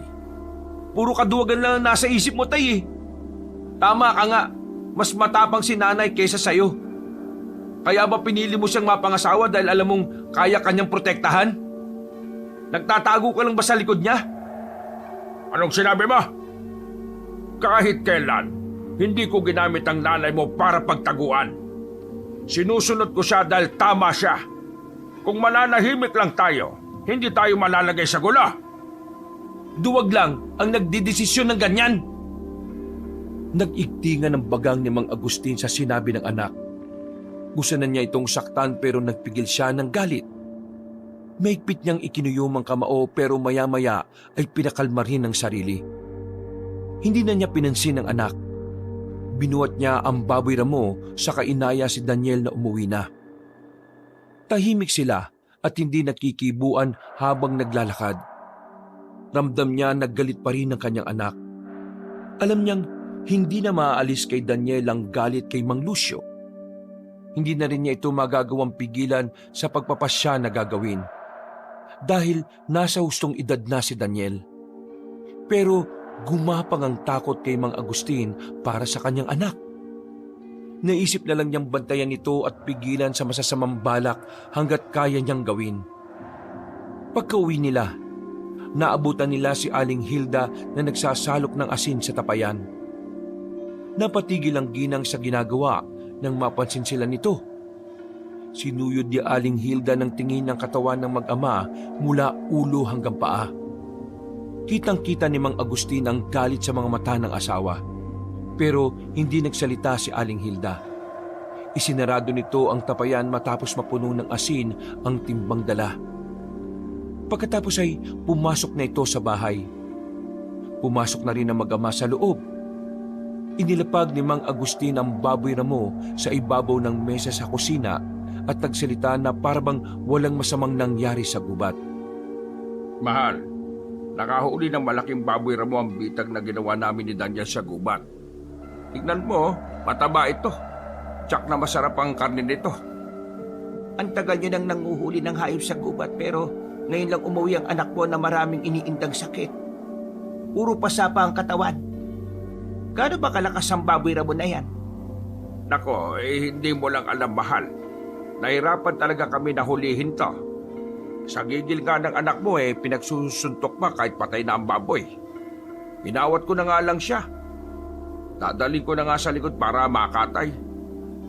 Habang binubuhat uli ni Mang Agustin ang baboy, nanginginig lang kami niya dahil sa takot. Hawak ng asawang isang timbang asin. Sanay na siya na kapag galit ito ay bigla na lang siyang sinasabuhay ng asin. Pero nang sandaling yon, tahimik lang si Aling Hilda. Hindi kumibo hanggang sa makalabas sa kusina si Mang Agustin. Lalong gumapang ang takot sa dibdib niya nang makalabas ng bahay. Alam niyang mas galit ang asawa kapag ganong tahimik na ito at hindi nananakit. Nanginginig ang kamay niya habang tinitilad ang baboy. Sariwa ang karne nito na nagpapatakam sa kagayan niyang aswang. Pero dahil sa takot niya sa asawa at nasabayan pa ng pag-aalala sa anak, nawalan siya ng gana sa karne. Pagkatapos niyang linisin ng baboy ay pinakuluan niya ang kalahati nito. Ang sariwa naman ay ang hapunan nilang mag-ama. Hanggang sa hapunan ay naging tahimik sila. Nakatuon lang sa pagkain ng asawa niya at hindi man lang tumitingin sa kanilang mag-ama. Habang si Daniel naman ay nakatitig lang sa sariwang karne na nasa harapan niya. Hindi ito ginagalaw ng anak. Malalim ang iniisip nito.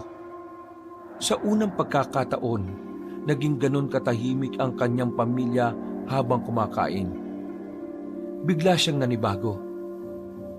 Anak, hindi ka ba kakain? Di ba gusto mo ang sariwang karne ng baboy ramo? Wala po akong gana. Ikaw na lang po kumain yan. Hindi mo dapat ginaganyan ng grasya. Kapag nagtampo yan, mahihirapan kang maghanap ng ganyan. Mahihirapan po tayo makakuha ng hayop sa gubat kapag may isang siraulong naghahari-harian doon. Wala na talaga tayo mapapala. Ano pag sinasabi mo? Tumahimik ka nga. Baka kung anong isipin ng nanay mo. Ay, wag mong pansinin ng anak mo, mahal ha. Kanina kasi sa gubat, meron kaming hindi nakaunawaan na aswang.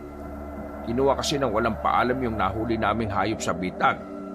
Medyo swapang ang aswang na yun dahil mabait tayo, pinagbigyan na lang namin. Di ba sabi mo, lumayo kami sa gulo. Kahit nasa gubat kami, sinusunod namin ang mga sinasabi mo. Ganun kami kabait ng anak mo Ganun ba? Sa sobrang kabaitan ninyo, nabugbog ang anak mo. Ha?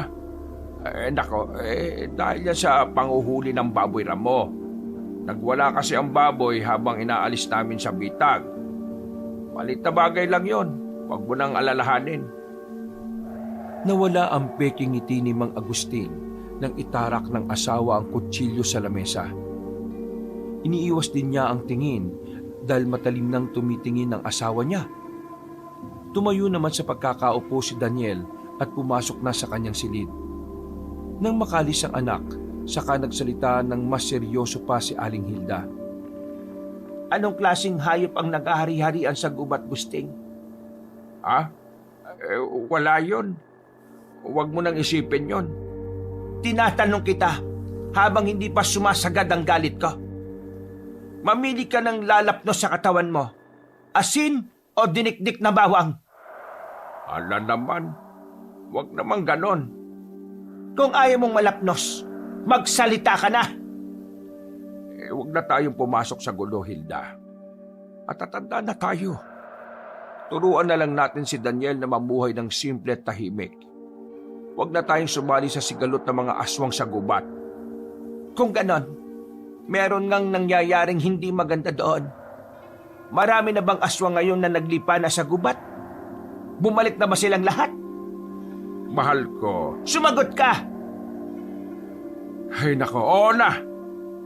Merong dayong aswang na naghahari-harian ngayon sa gubat. Pero hindi sila mga aswang na nakasagupan natin noon. Mga bago sila. Pero matatapang din. Huwag na tayo uling pumasok sa gulo. Papayak na natin sila. Total sa gubat lang naman sila ng gugulo at nananakot Kapag hindi sila napalaya sagad sa gubat, sa oras na maubos sa mga hayop doon, Sa tingin mo, saan na sila pupunta? Dito sa baryo, hindi ba? Magsisimula na naman silang mambiktima ng mga tao sa lugar na ito. At hindi ako papayag. Hilda, Habang hindi pa sila tumatawid sa gubat, dapat na silang itaboy palayo. ay nako. Ito na nga ba kinatatakot ko eh. Malalagay na naman sa gulo ang buhay natin yan. Ay nako. Malalim na ang gabi at hindi pa rin dalawin ng antok si Mang Agustin. Pabaling-baling siya sa higaan kaya naiinis na rin ang kanyang asawa. Bumangon uli si Aling Hilda at pumunta na lang sa kusina para magkape. Sumunod naman si Mang Agustin sa asawa. Pagdating sa kusina, narinig nilang may maingay sa likuran ng kanilang bahay. Lumabas si Mang Agustin para tingnan kung sino ang naroon. Nakita niya ang anak na nag-iinsayo sa pakikipaglaban ng mag-isa. Sinusuntok nito ang katawan ng puno ng mangga. Tahimik lang na nakamasid si Mang Agustin sa anak habang nag-iisip. Maya-maya ay tumabi sa kanya ang asawa at bitbit nito ang tasang may lamang mainit na kape.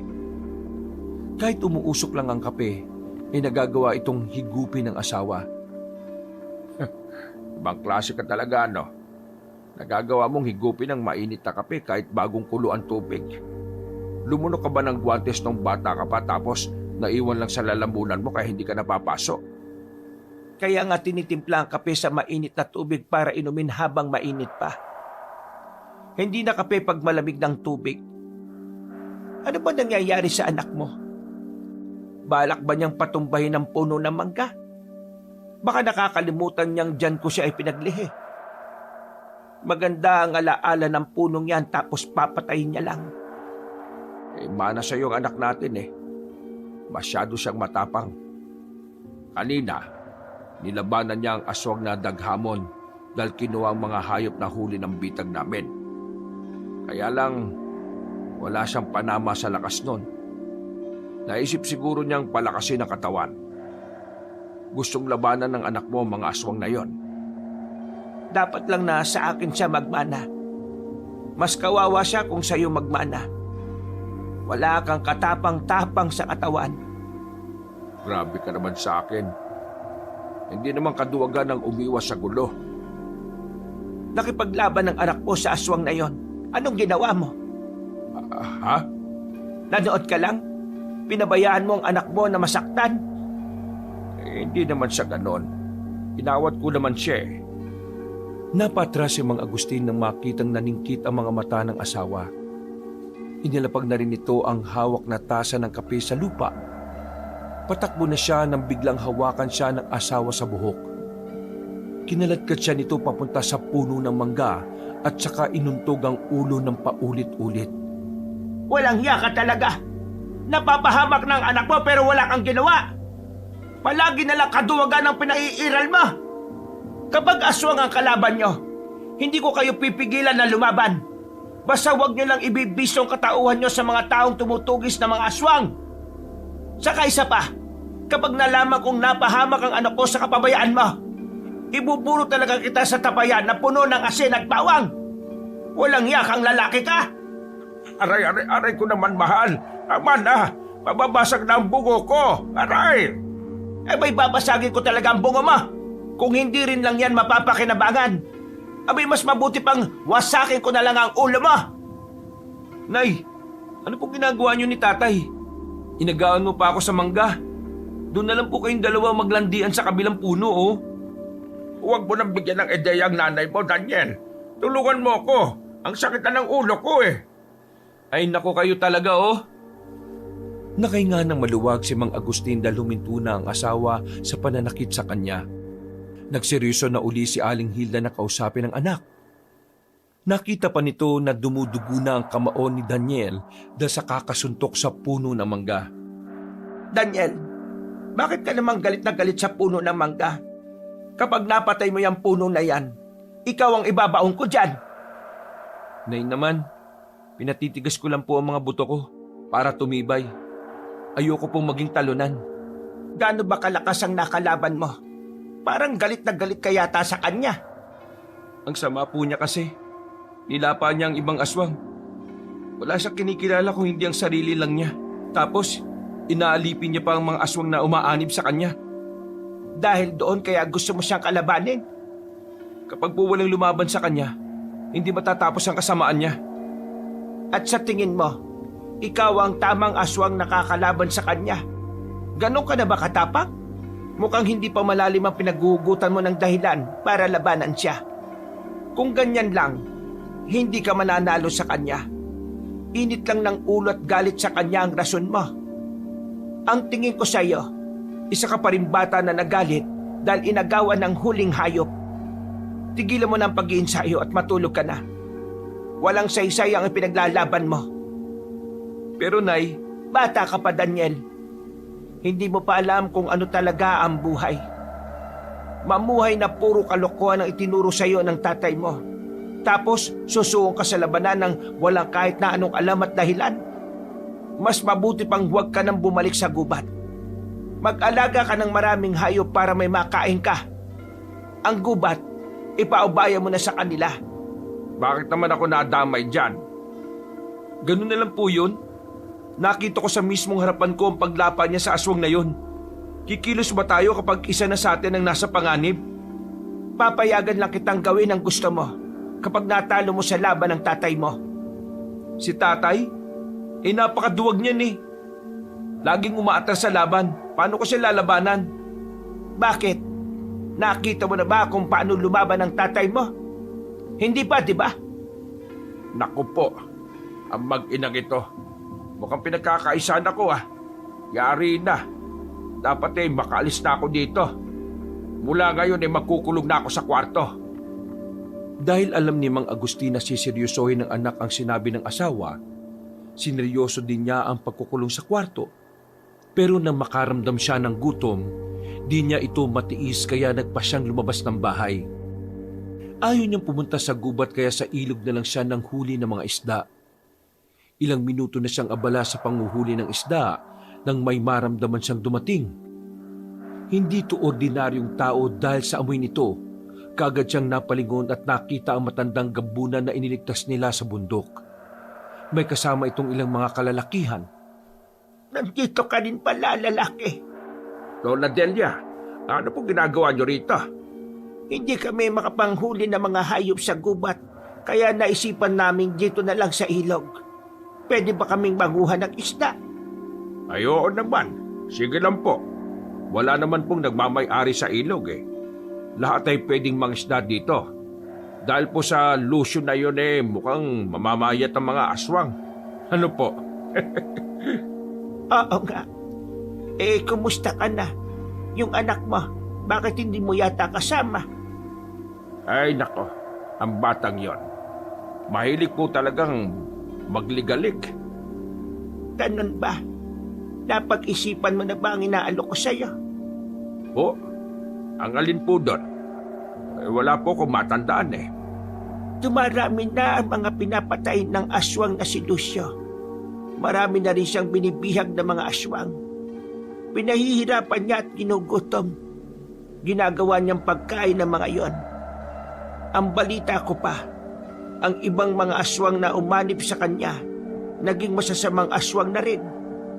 Natuto na rin maghari-harian at nanggigipit na rin ng mga kapwa aswang. Hindi ka ba nag-aalala na baka isang araw ang pamilya mo naman ang puntiryahin niya?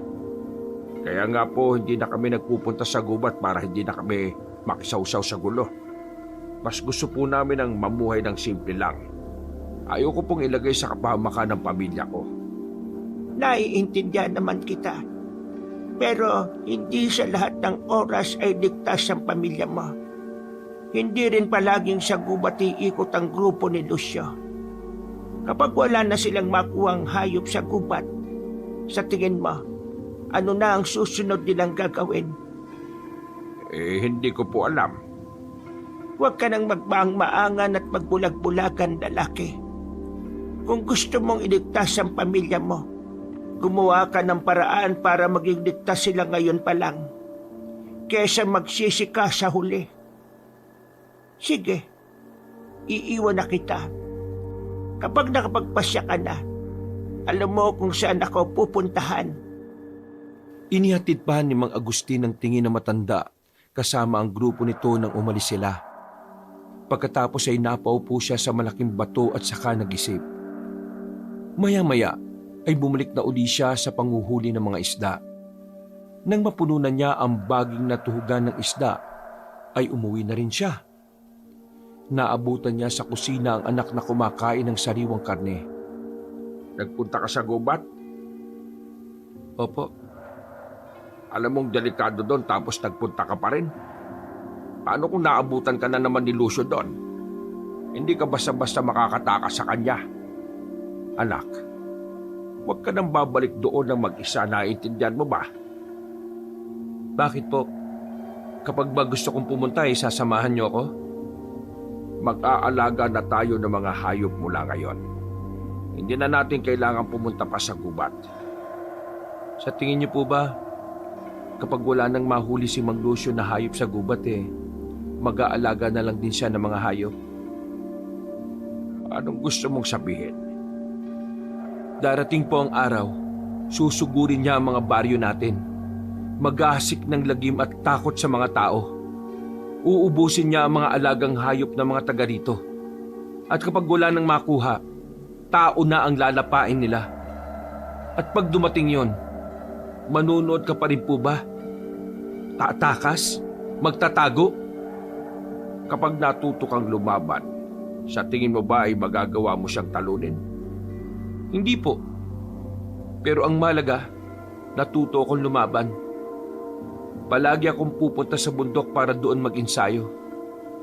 Hindi ako pwedeng mag-ensayo dito sa atin dahil hindi ako makakapagpalit ng anyo. Sa gubat lang pwede. Abay, nasisiraan ka ba ng ulo? Ang sabi ni nanay, kapag daw natalo kita sa laban, ahayaan niya ako sa gusto ko. Napapaisip nga po ako gaano kaya kalakas ang tatay ko? Tumigil ka na. Walang patutunguhan ng mga sinasabi mo. Nang sumunod na araw, nababagabag na si Mang Agustin dahil palaging umaalis ng bahay ang anak niya tuwing gabi. Umaalis ito sa oras na sila ay tulog na mag-asawa. Kaya isang beses, sinundan niya ito. Nalaman niyang tinutuo ng anak ang pag-iinsayo sa gubat. Mula sa di kalayuan ay pinanood niya ito. Nakaramdam siya ng tuwa dahil malaki na ang ipinagbago ng anak. Lumakas na ito at mas naging matibay ang buto. Ilang oras din niyang pinanood ng anak sa pagsasanay. Nang magpahinga ito ay saka siya lumapit. Anak, malaki na ang pagbabago ng kakayahan mo ngayon Talagang tumatapang ka na. Tay, kanina pa po ba kayo dyan? Ano pong ginagawa niyo dito? Yan ang kulang sa'yo. Masyado mong itinutuon ang sarili mo sa pag-iinsayo kaya hindi mo napapansin ang paligid. Mukhang malakas ka na. Ang dapat mo naman pag-aralan ay kung paano patalasin ang pakiramdam, ang pandinig at ang paningin. Sa sinasabi po niyong yan parang gusto na ninyo akong sanayin Naisip ko, hindi man kita payagang lumaban kay Lucio. Kailangan mo pa rin maging malakas para may pagtanggol mo ang sarili mo. Hindi pwedeng maging talunan ka lang. Ayaw kong makita kang binubugbog lang ng iba. Pero ayaw ko ring abusuhin mo ang iyong lakas at mabulag ka sa kakayahan mo hanggang sa maging katulad ka na rin ni Lucio. Ano po? Hindi po, no? Hindi ako magiging katulad niya. Siyempre, sa ngayon, ganyan ang sasabihin mo. Pero ang paligid, hindi natin alam kung kailan tayo matutukso. Dapat maging matalino ka sa pagpapasya. Dapat maging matuwid ka at ipaglaban lang ang tama. Hindi ka pwedeng masilaw ng kapangyarihan at lakas. Hindi ko po yung gagawin, Tay. Ang gusto ko lang, makapagligtas ng buhay. Lahat naman tayo ang gusto ay mabuhay dito sa mundo, di ba? Pero si Mang Lucio, sinosolo niya kasi ang kagustuhang yun. Wala siyang pakialam sa iba. Nakakaawa ng mga aswang na pinapatay niya. Nung nakaraan, pumatay na naman siya. Wala akong magawa. Kasi alam kong kulang pa ako sa lakas. Pero nagagalit ako sa sarili ko. Hindi ko siya nagawang tulungan. Sige anak, dahil nakikita kong mabuti naman ang dulot ng kagustuhan mong maging malakas. Mula ngayon ay sasanayin na kita. Po? Talaga po? Oo, Yun! Salamat po, Tay! Nang gabing yun, inaya na niya ang anak para makapagpahinga ng mabuti. Sinabi niyang sa susunod na gabi ay magsasanay na silang dalawa. Walang mapaglagyan ng tuwa si Daniel dahil matagal na niyang gustong maging mahusay sa pakikipaglaban. Pero palagi siyang pinipigilan ng ama. At ngayon ay nakuha na rin niya ang kanyang gusto. Nang sumunod na gabi, inantay muna nilang makatulog ang ina ni Daniel bago sila umalis. Masyadong madilim ang gubat dahil walang buwan. Sinanay ni Mang Agustin ang anak kung paano mapapalakas ang paningin sa dilim ng hindi nagsasaaswang. Sinimulang atakihin ni Mang Agustin ang anak. Paiba-iba siya ng direksyon kaya hindi malaman ni Daniel kung saan siya susugod. Dahil madilim, panay lang ang tanggap niya sa mga suntok ng ama. Paulit-ulit siyang bumabagsak sa lupa. Sa tuwing bumabangon ay muli na namang sumasalakay si Mang Agustin. Halos mabugbog niya ang anak pero hindi pa rin ito nakakaganti sa laban. Maya-maya ay nanahimik si Daniel. Pinakinggan niyang mabuti ang paligid habang nakapikit. Dahil ang kanyang pandinig lang ang gumagana, narinig na niya ang lahat ng ingay sa paligid. Pati ang mahinang kaluskos na ginagawa ng kanyang ama ay kanyang naririnig. Nang malaman na niya kung saan ito naroroon, mabilis na umatake si Daniel. Pinaulanan niya ng mga suntok ang ama. Nasasalag naman agad ni Mang Agustin ang mga atake ng anak gamit ang kanyang mga braso. Pareho silang dumistansya ng mapagod. Humihingal sila habang humuhugot uli ng lakas. Ilang oras pa silang nagsasanay hanggang sa mapagod na talaga ang kanilang katawan. Nagpa siya ng magpahinga si Mang Agustin at nag-aya ng umuwi. ang bilis mong matuto anak ha. Bumibilis ka na rin. Mahusay. Tama nga po si nanay. Magaling kayong lumaban, Tay. Pero bakit po hindi nyo nilalabanan si Mang Lucio? Anak, palagi mong tatandaan, hindi porkit malakas ka ay may pagmamalaki mo na yon at ipangangalandakan sa iba. Pabayaan mo ang iba na tingnan ka bilang mahinang nilalang. Hindi naman yun kawalan sa'yo. Gamitin mo lang ang iyong lakas sa tamang pagkakataon. Nang makauwi ng bahay, sabay na silang pumasok sa kanilang silid. Pagkaupo ni Mang Agustin sa gilid ng higaan ay napahawak siya sa kanyang kanang braso. Ininda niya ang malakas na atake ng anak. Walang ya. Napuruan yata ang braso ko ah. Tumatanda na yata ako kaya ganon. Ay nako, itulog ko na nga lang ito. Kinaumagahan, narinig ni Mang Agustin ang asawa na nag-iingay sa kusina. Hirap na hirap siyang bumangon dahil sa sakit ng katawan. Pagkalabas niya sa kwarto, ay napansin din niya kagigising lang ni Daniel. Hirap din kumilos ang anak niya dahil sa sakit ng katawan. Ah, Hilda, bakit ka ba nagdadabog dyan? Ang aga pa kaya? Sino bang hindi magdadabog nito? Dalawa na nga kayong naiiwan dito sa bahay araw-araw hindi nyo pa rin nagagawa ang responsibilidad ninyo. Di ba sabi ko sa inyo, huwag hayaan na walang tubig ang mga drum. Side na side ang mga lalagyan ng tubig. Ano ba pinaggagawa nyo sa maghapon ha? Ay, kanang magali. Hayaan mo't mag-iigib kami ni Daniel sa ilog. Anak, kunin mo ang mga galon. Halika na. Mag-igib na tayo. Po, masakit po kasi ang katawan ko, Tay. Ikaw na lang po, bukas na lang po ako. Ay nako, hindi pwede. Mayayari tayo sa nanay mo. Isipin mong pagsasanay mo ito. Saka isa pa, kapag sumakit ang katawan, kailangan ulitin para mawala. Tara na. Hindi po ba sumakit ang katawan niyo kagabi, Tay? Ako? Hindi ah. Napakadali lang ng pagsasanay na ginawa natin kagabi. Tara na, mag-igib na tayo. Sige, magbulungan kayo mag-ama. Siguraduhin yung hindi ko yan malalaman ha. Mag-iigib na nga kami. Ano pang bulungan niya sinasabi mo dyan? Hindi na sila nagpahalata na masakit ang kanilang katawan. Kinuha nila ang mga galon at isinakay sa kariton na ditulak. Habang nag-iigib sila sa ilog, ay halos hindi sila makagalaw dahil sa sakit na mga kalamnan. Natagalan sila bago bumalik sa bahay. Di pa sila nakakalapit ay nakita na nilang nagkakagulo roon. May ilang mga kalalakihan ang nasa labas ng kanilang bakuran na tila ba gustong pumasok sa kanilang bahay.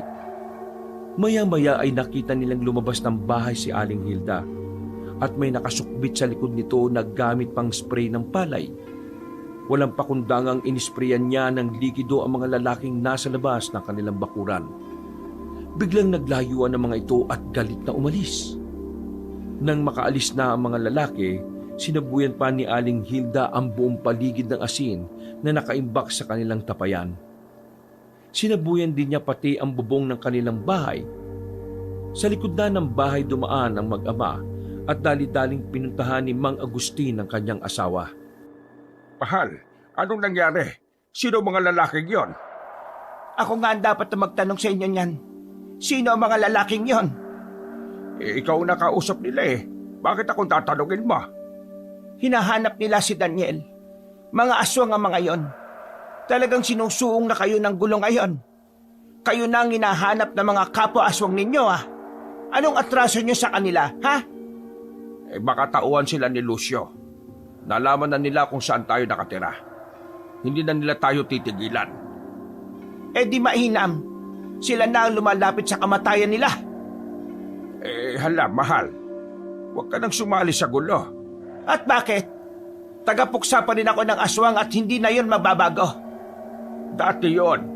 Ang tagal ng panahon na hindi ka nakikipaglaban dahil matagal nang walang aswang dito sa lugar natin. Saka isa pa, hindi ka na kasing bata katulad ng dati. Pinalalabas mo bang mahina na ako, ha, Gusting? Hindi mo ba nakita na napatras ko sila kanina? Mukhang wala ka ng tiwala sa kakayahan ko ngayon, Hindi naman sa ganun, mahal. Alam kong matapang ka. Ayaw ko lang na mapahamak ka pa. Sino na ang lalaban sa mga aswang ngayon? Alam na nila ang bahay natin dahil sa kakalabas niyong mag-ama. Pababayaan na lang ba natin sila na lusubin nila tayo sa sarili nating pamamahay? Nay, huwag po kayo mag-alala. Lalabanan natin sila. Bakit? Matapang ka lang, pero hindi ka pa ganun kalakas. Napabagsak mo na ba yung tatay mo sa laban? Po? Kagabi nga'y umuwi kayo na bugbog ang katawan. Halos hindi na ninyo mabuhat ang mga galon ng tubig tapos lalaban pa kayo sa mga aswang na yon. Huwag nga ninyo akong pinapatawa. Hala, mag-igip uli kayo. Punuin nyo lahat ng drum. Dali! Eto na nga. Makasigaw naman to. Bakit? Umaangal ka? Ako? Umaangal? Hindi Anak, dalian mo na. Isalin na natin sa drum ng tubig sa galon. Tapos bumalik ulit tayo sa ilog. Nag-igib ng paulit-ulit ang mag-ama, kaya mas nadagdagan pa ang sakit nila sa katawan. Nang matapos nilang punuin ang mga drum, napaupo na lang sila sa lupa dahil sa pagod. Maya-maya ay bigla silang nagpulasan ng umulan ng asin. Nagtago sila sa likod ng mga drum at saka napatingin sa langit. Nagulat sila sa biglang pagbuhos ng asin sa kanila. Nang igala nila ang paningin, nalaman nilang si Aling Hilda ang gumawa nun. Oh, mahal. Bakit ka naman nananaboy ng asin? Tinitingnan ko lang kung gaano kayo ka-alerto. Kulang pa ang bilis niya. Nahagip pa kayo ng asin ko. Mga lampa talaga kayo, Sige na, pumasok na kayo sa loob ng bahay at kumain na. Pagkain? Wow, sakto gutom na ako. Habang kumakain sila, biglang nagulat ang mag-ama nang sabihin ni Aling Hilda na sasanayin niya sa pakikipaglaban si Daniel. Bigla namang natuwa si Daniel sa sinabi ng ina. Pero kinabahan din siya dahil hindi niya alam kung anong pakikipaglaban ang alam nito. Nang hapon ding yon, pumunta sila sa gubat para sanayin si Daniel. Ngayon, ibigay mo ng 100% ang lakas mo, ha? Dapat maging alerto ka, Daniel. Nay, anong pagsasanay ba ang gagawin natin? Yari na. Ako yata ang natatakot sa mangyayari Ano ba to, Tay? Hindi ko alam. Basta kinakabahan lang ako. Simulan na natin ang pagsasanay. Biglang nanlaki ang mga mata ni Daniel nang hugutin na ng ina ang buntot pagi sa dala nitong bag. Dahil sa takot ay tumakbo na lang uli si Daniel at nagtago sa likod ng isang puno. Pero hindi niya alam kung gaano kabilis kumilos ang ina. Hindi niya napansin na nasa likuran na niya ito. Nabigla na lang siya nang lumapat ang latigo sa kanyang likod. Nay, ano ba pagsasana ito? Para ka namang nanguhuli ng aswang Anak mo po ko. Isa nga akong manunugis, hindi ba? Kaya dapat alerto ka. Bakit ka nagtatago dyan? Tumayo ka dyan at lumaban. Hindi po kita lalabanan. Nanay kita Isa ka lang ordinaryong tao. Ganon. Wala kang ang binatbat sa akin Sabi mo sa akin na isa akong ordinaryong tao kapag natalo mo ako, ha? Laban! Sabi na nga ba't ganito ang mangyayari? Manunugis lang siya ng aswang Ay, manghuhuli na lang ako ng hayop para may makain kami. Tsak, pagkatapos maghabulan ng mag-inang yan gutom ang dalawang yan. Naglibot na lang sa gubat si Mang Agustin para tingnan kung may nabitag na hayop sa kanilang patibong. Napakamot na lang siya sa ulo dahil ang mga patibong na kanilang inilagay ay sira na. Inalis na lang niya ang mga ito kaysa makadisgrasya pa ng ibang nilalang. Maya-maya ay natigilan siya nang makarinig ng boses sa kanyang likuran. Baba! May nakikialam sa mga bitag ko Bakit mo sinira ang mga yan? Ay, ikaw pala, Lucio. Hindi ko sinira. Sira na talaga kaya inalis ko na lang. Binigyan ba kita ng permiso na galawin ng mga bitag? Bakit ko naman kailangan ng permiso mo? Ako naman ang naglagay ng mga bitag na ito. Inangkin mo lang. At nang hindi mo na mapakinabangan, iiwan mo na lang ng ganito. Hindi mo na naisip kung may madisgrasya dito. Bakit ko naman iisipin pa ang madidisgrasya dyan? Lahat ng mabibitag ay magiging pagkain ko. Hayop, tao, o kahit aswang pa yan. Lahat sila ay laman tiyan. Wala ka na talaga kasing sama. Kailangan mong maging masama para katakutan ka. Kapag naging mabuti ka, kakayan-kayanin ka lang ng iba na ang tingin sa sarili mas malakas sa'yo. Ikaw, kaya mo na ba ako labanan? Para ipagtanggol mo ang bitag na yan at ang mga mabibitag dyan? Hindi ko na kailangan mag-aksaya ng oras at lakas sa kagaya mo. Ganun ba? Pes ako, gusto ko mag-aksaya ng oras sa kagaya mo ngayon. Kasi marami akong oras. Gusto ko maglibang. Totally, inip na ako ilang araw na. Pinahanap ko nga ang bahay nyo dahil gusto ko nang may paglalaruan Mabutit nandito ka ngayon. Bago pa makasagot si Mang Agustin ay bigla na siyang inatake ng lalaking aswang. Nasa kalagad nito ang kanyang liig. Napahawak si Mang Agustin sa kamay ng lalaking nakahawak sa liig niya. Pilit niya itong inaalis pero masyadong malakas si Mang Lucio. Unti-unti na rin bumabaon ang mga kuko nito sa liig. Tiningnan niya ito sa mata at kitang-kita niya ang tingin nito na magkahalo ang emosyon. Natutuwa ang lalaki at kitang-kita sa mga mata nito ang kasabikan na pumatay. Mabilis niyang itinulak si Mang Lucio para makawala siya sa pagkakasakal nito.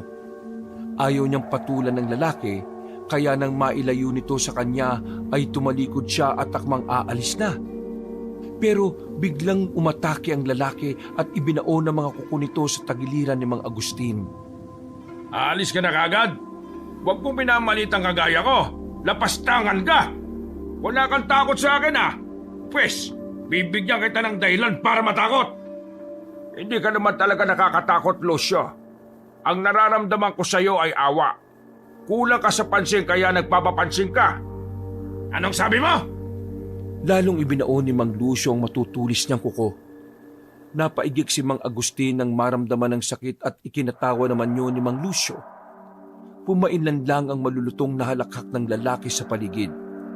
Hinawakan naman ni Mang Agustin ang kamay ni Mang Lucio at inalis sa pagkakabao ng kuko nito sa kanyang tagiliran. Sa kanya to pinilipit hanggang sa umatungal ang lalaki. Itinulak pa niya si Mang Lucio pagkatapos ay tinangka uling iwan. Pero lalong napiko ng lalaki sa kanyang ginawa. Muli itong umatake. Malakas nitong sinuntok si Mang Agustin at tumama yon sa ulo. Bumagsak siya sa lupa at bago pa makabangon ay biglang tinapakan ni Mang Lucio ang kanyang dibdib. Ang ayoko sa lahat ay yung tinatalikuran lang ako. Ang ayoko rin ay lumagay sa gulo. Napakakulit mo eh. Ginagalit mo talaga ako ha. Hindi na kita pagbibigyan ngayon. Babaliin ko mga buto mo at saka kita lalabahin. Hindi mo magagawa. At talagang hinahamon mo kung walang yaka ha. Hinigit siya ni Mang Lucio nang hawakan ito sa dibdibang damit niya. Ngunit pilit siyang itinatayo at saka pinagsusuntok sa katawan. Ang muling suntok nito ang pinakamalakas kaya tumalsik si Mang Agustin. Dumaus-us siya sa lupa hanggang sa bumangga ang katawan sa isang puno. Nakita niyang pasugod uli ang lalaki at bago pa siya makaiwas ay nasa harapan niya na ito. Muli siyang pinagsusuntok hanggang mapalood siya sa lupa. Napahawak si Mang Agustin sa sugat niya sa tagiliran dahil walang humpay ang pagtagas ng dugo roon. Nang makita ng kalaban ang iniinda niyang sugat, sinipa pa yon dahilan para mapaatungal siya ng malakas. Nagsimula nang magalit si Mang Agustin sa ginagawa ng lalaki sa kanya. Hindi na niya napigilan ng paglabas ng kanyang mga pangil at matutulis na kuko. Tiningnan niya ng matalimang lalaki habang namumula ang kanyang mga mata. Tumawa naman ng malakas si Mang Lucio dahil nakita niyang galit na si Mang Agustin. Inisip niyang bibigyan na siya nito ng magandang laban. Pinilit na tumayo ni Mang Agustin at nang mapantayan na niya ang kalaban ay bigla niyang pinahaba ang kanyang dila saka ipinulupot sa liig ng lalaki. Naramdaman ni Mang Lucio ang laway na pumapaso sa kanyang liig. Pilit siyang kumakawala pero hindi niya magawa dahil hawak ni Mang Agustin ang dalawa niyang kamay. Mabilis niyang sinipa si Mang Agustin para mabitiwan siya nito. Pero singtigas ng bato ang katawan ng lalaki kaya hindi niya mapatumba. Lalong nagngit-ngit sa galit si Mang Lucio. Nang hindi na makatiis sa panunood ng mga kasama nito ay pinagtulungan na nilang bugbugin si Mang Agustin. Bigla naman siyang nagsaahas sa kadali-daling gumapang palayo. Habang tumatakas ay dinig na dinig pa ni Mang Agustin ang malakas na sigaw ni Mang Lucio. Ha, yari. Mukhang nagalit ko pa yata ng gusto ang lokong yun ah. Lalo kaming pag-iinitan nito. Ay teka, may nakita kong hayop sa bitag ah. Makuha na baka maunahan pa ako ni Lucio. Bumalik siya sa pagiging tao at kinuha ang bayawak na nasilo sa bitag. Pagkatapos ay pinuntahan niya ang kanyang mag-ina para ayaing umuwi. Naabutan niya ang mga ito na nagpapahinga mula sa pagsasanay. Nagulat siya nang makitang dinidilaan ni Daniel ang balat nito na pulang-pula na parabang napaso. Oh, ano nangyari? Mabagal kasing kumilos ang anak mo. Kaya hayan, nalapnos ng asin ang balat niya. Eh bakit mo naman kasi masyadong siniseryoso? Abay bakit? Hindi ba dapat? Paano siya magiging mahusay kung hindi siseryosohin ang pagsasanay? Iniwasan ko lang mga hagupit ni nanay pero hindi ko alam na may baon pala siyang asin eh. Ang sakit-sakit tuloy ng balat ko. Nalapnos na tayo. Ay nako, umuwi na nga tayo. Sakto't nakahuli ako ng bayawak. Tama na yung pag-iinsayo ninyo. Bayawak lang ang nahuli mo. Tapos ang tindi ng sugat mo sa tagiliran. Grabe naman lakas ng bayawak na yan. Huwag mo nang pansinin. Lampa ka talaga. Bukas, 2 na kayong iinsayuhin ko. Ano? Bakit naman pati ako isasama mo dyan? Kinakalawang ka na kasi. Kaya walang natututunan sa iyo ang anak mo eh. Puro kasi panininip lang ng mga babae sa ilog ang inaatupag mo. Nag-aaway na naman sila. Ay nako, mauna na nga ako umuwi. Baka madamay pa ako sa init ng ulo ni nanay. Ilang araw ang lumipas, patulog na sila na mag-ingay ang alagang ilang aso na nakatali sa labas ng bahay. Galit na galit sa pagtahol ang aso pero maya-maya ay bigla itong umiyak sa nanahimik. Kinabahan si Mang Agustin kaya sumilip siya sa bintana. Nakita niya mga kalalakihan na nakatayo sa kanilang bakuran. Tiningnan din niya kung ano ang ginagawa ng mga ito sa kanilang aso. Nakita niyang nakabulagta na ang alaga sa lupa at naliligo na sa sariling dugo. Nakita rin niya sa kamay ng isang lalaki na nakalabas ang matulis na kuko at tumutulo pa roon ng dugo ng kanilang alaga. Maya-maya ay nakita niyang lumapit si Mang Lucio at lumagay ito sa unahan ng mga kasama. Si Lucio, talagang sumugod na siya dito. Anong sinabi mo? Sino ka mo? Patingin nga ako. Siya ang aswang na naghahari-harian sa mga gubat. Mukha naman siyang lampay. Ano naman ang kailangan niya sa atin? Baka naasar ng gusto sa nangyari. Ano nangyari? Kasi naabutan niya akong inaalis yung bitag sa gubat. Inatake niya ako. Kaso di ko naman pinatulan. Siguro naasar. Siya ba ang gumawa ng sugat mo sa tagiliran? Sa lagay na yun siya pa ang naasar. Ikaw nga itong sugatan. Masyadong maiksi ang pasensya niya. Parang ikaw. Anong sinabi mo? Biro lang. Ikaw naman, no? Agustin! Alam kong gising ka ba? Hindi mo ba alukin man lang ng sariwang karne ang bisita mo ngayong gabi? Abay, sira ulo pala yan Hindi naman natin inimbita tapos manghihingi ng sariwang karne. Teka nga. Mahal, hayaan mo na. Huwag na natin pansinin. Hindi naman yan importante. Naghahanap lang yan ng kaaway. Kapag pinatulan natin, lalo lang magagalit yan. Magkunwari na lang tayong tulog. Ang galing din nila, Nakasuot pa sila ng bota para hindi matapakan ng ikinalat kong asin sa lupa. Mukhang minamanmanan tayo ng gusto ng aswang na yan, Pabayaan na lang natin. Aalis din yan. Pero dahil hindi nila pinansin ng lalaki, ay lalo itong nagwala. Sinimulan na nilang sirain ang ilang gamit sa labas ng bahay. Ikinaskas din ni Mang Lucio ang matulis niyang kuko sa dingding ng bahay para lumika ng ingay na masakit sa tenga. Nang hindi pa rin lumalabas ang mag-asawa, iniutos na nito sa mga kasama na sirain ang dingding ng bahay. Dahil doon ay lumabas na ng bahay si Daniel at hinarap ang lalaki. Ano ba yan? Gabing-gabi na. Bakit hindi kayo magpatulog? Oh, mabuti ka pa, binata. Nagising na. Kanina pa kami nagigising dahil gusto namin kayong bisitahin Pero para kaming tangang ayaw labasin ng magulang mo. Gusto ko talaga ang tapang mo Ilang araw din tayong hindi nagkita. Ano, nakapagpasya ka na bang umanib sa akin? Hindi ako aanib sa inyo, no?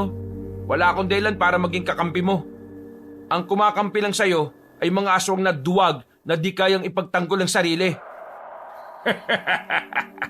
Matapang ka talaga, ha? Kaya gusto kita Pero kung desidido ka nang hindi umanib sa akin, ituturing na kitang kalaban ko.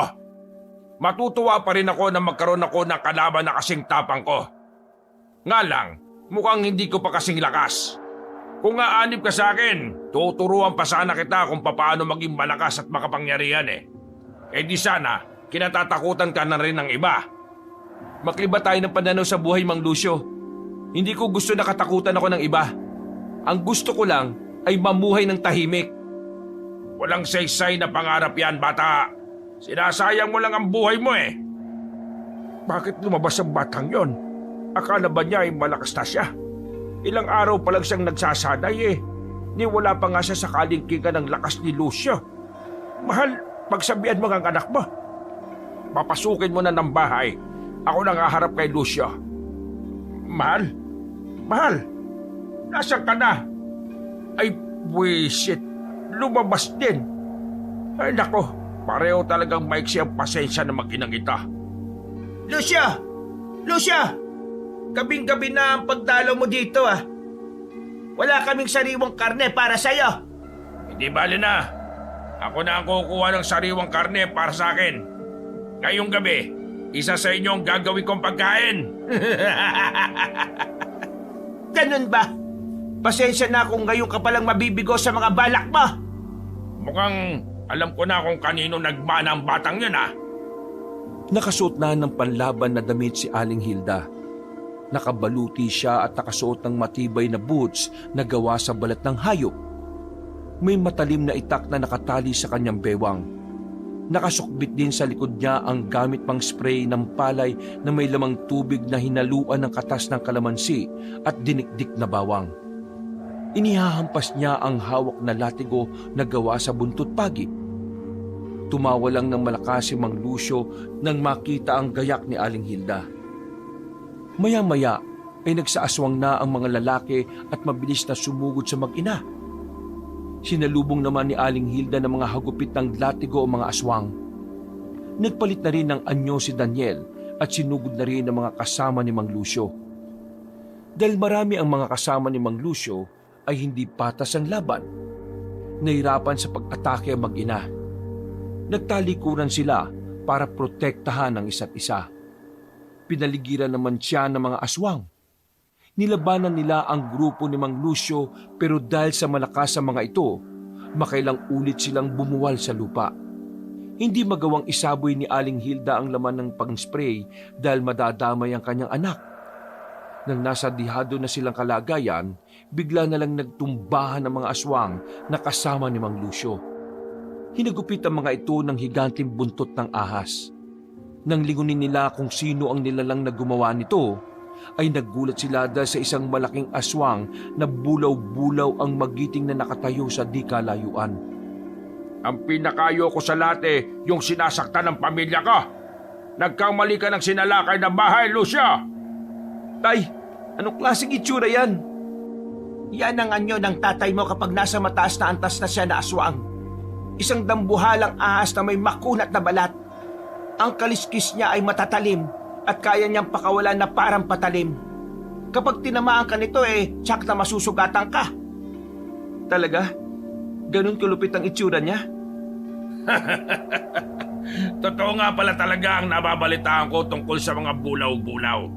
Matagal ko nang gustong palitawin ang aswang na kagaya mo. Sa tagal kong naghahasik ng karahasan, ngayon lang kita natagpuan. Ako lang pala ang gusto mo makasagupa kaya ka nang aapi ng iba? Oo, dahil kapag napatay kita, wala nang ibang katatakutan ng mahihinang aswang kundi ako na lang. Ako na ang maghahari sa lahat. Naiirita na rin ako sa mga naririnig ko sa iba na hindi ko pa raw natatalo ang malakas na bulaw-bulaw. Kaya hindi pa ako pwedeng maghari-harian. Dadagdagan pa ang inis ko sa mga balitang ipinakalat ni Tandang Delia na may bulaw-bulaw pa raw na nabubuhay at kanilang pag-asa. Ikaw pala yon? Wala akong alam doon Ang akin lang ngayon, huwag mong sasaktan ang pamilya ko. Paano kung hindi ako sumunod sa utos mo, ha? Biglang hinablot ni Mang Lucio si Aling Hilda at ito ang ginamit na pain laban kay Mang Agustin.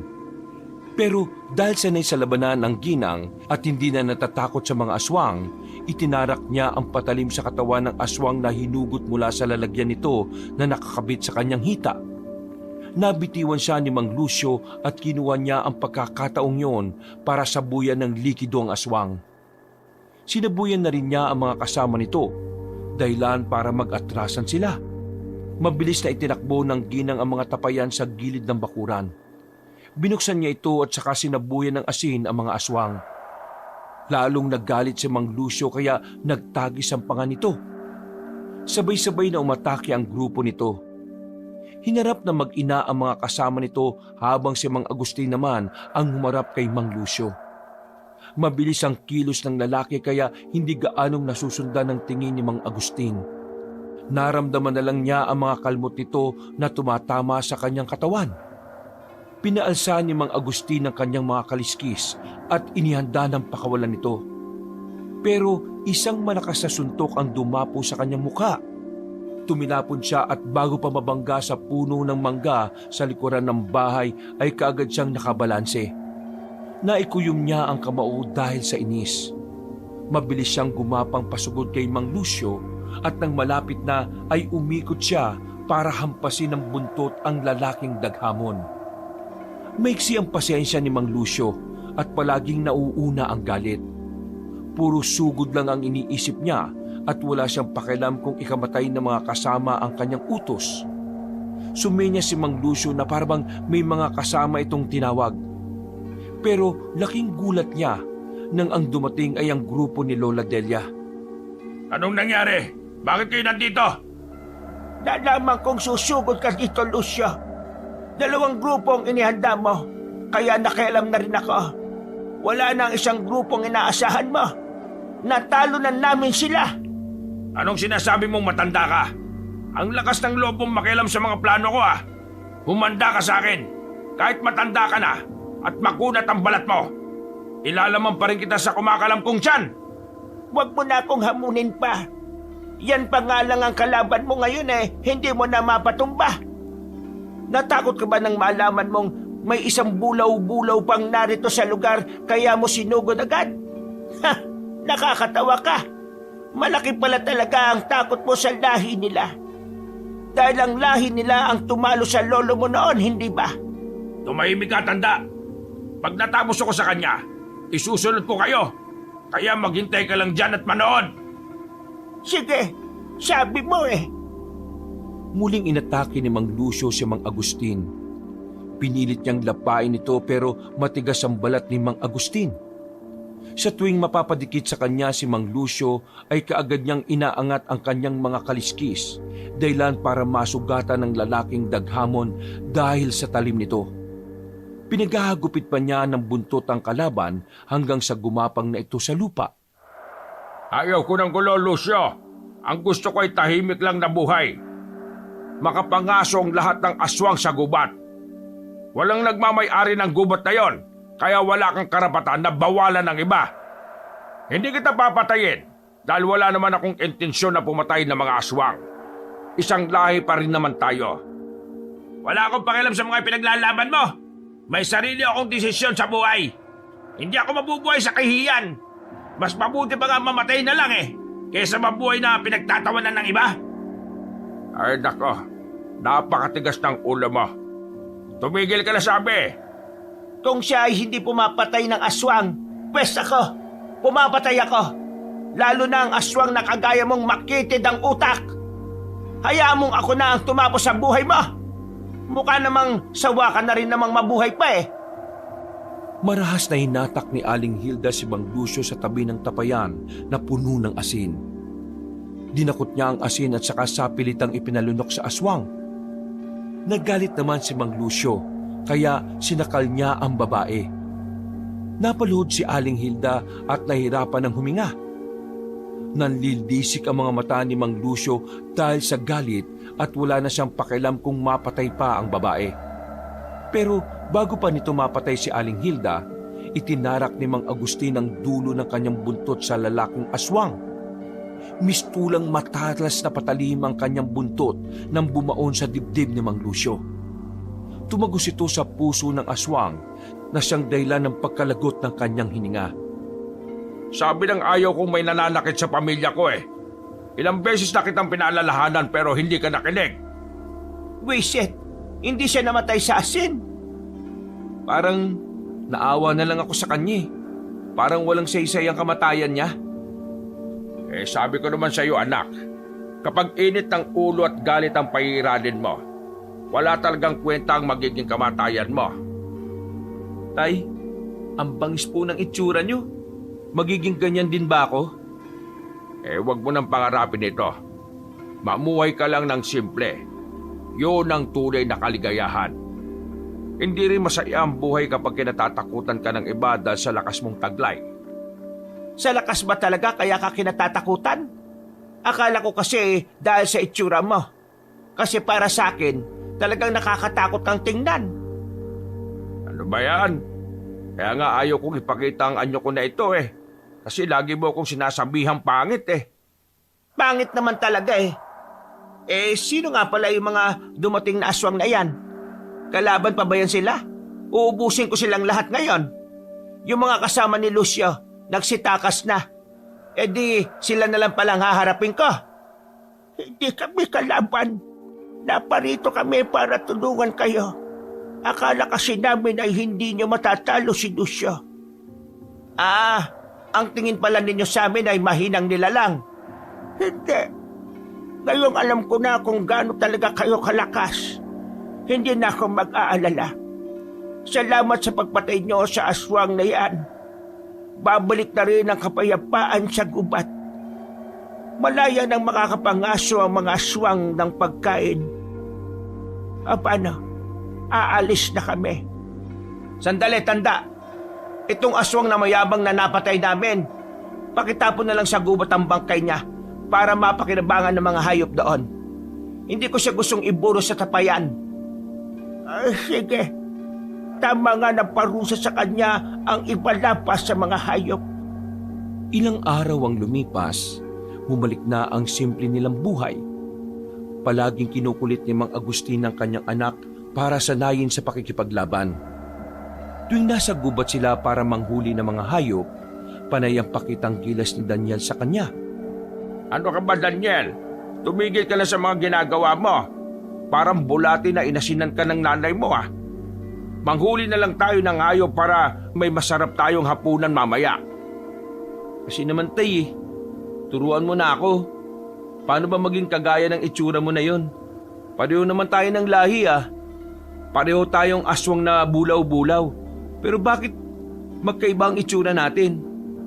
Isa kang dambuhalang ahas na nakakatakot samantalang ako parang bulati lang.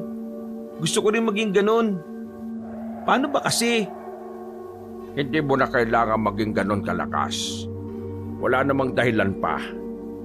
Payapa na ang lugar natin.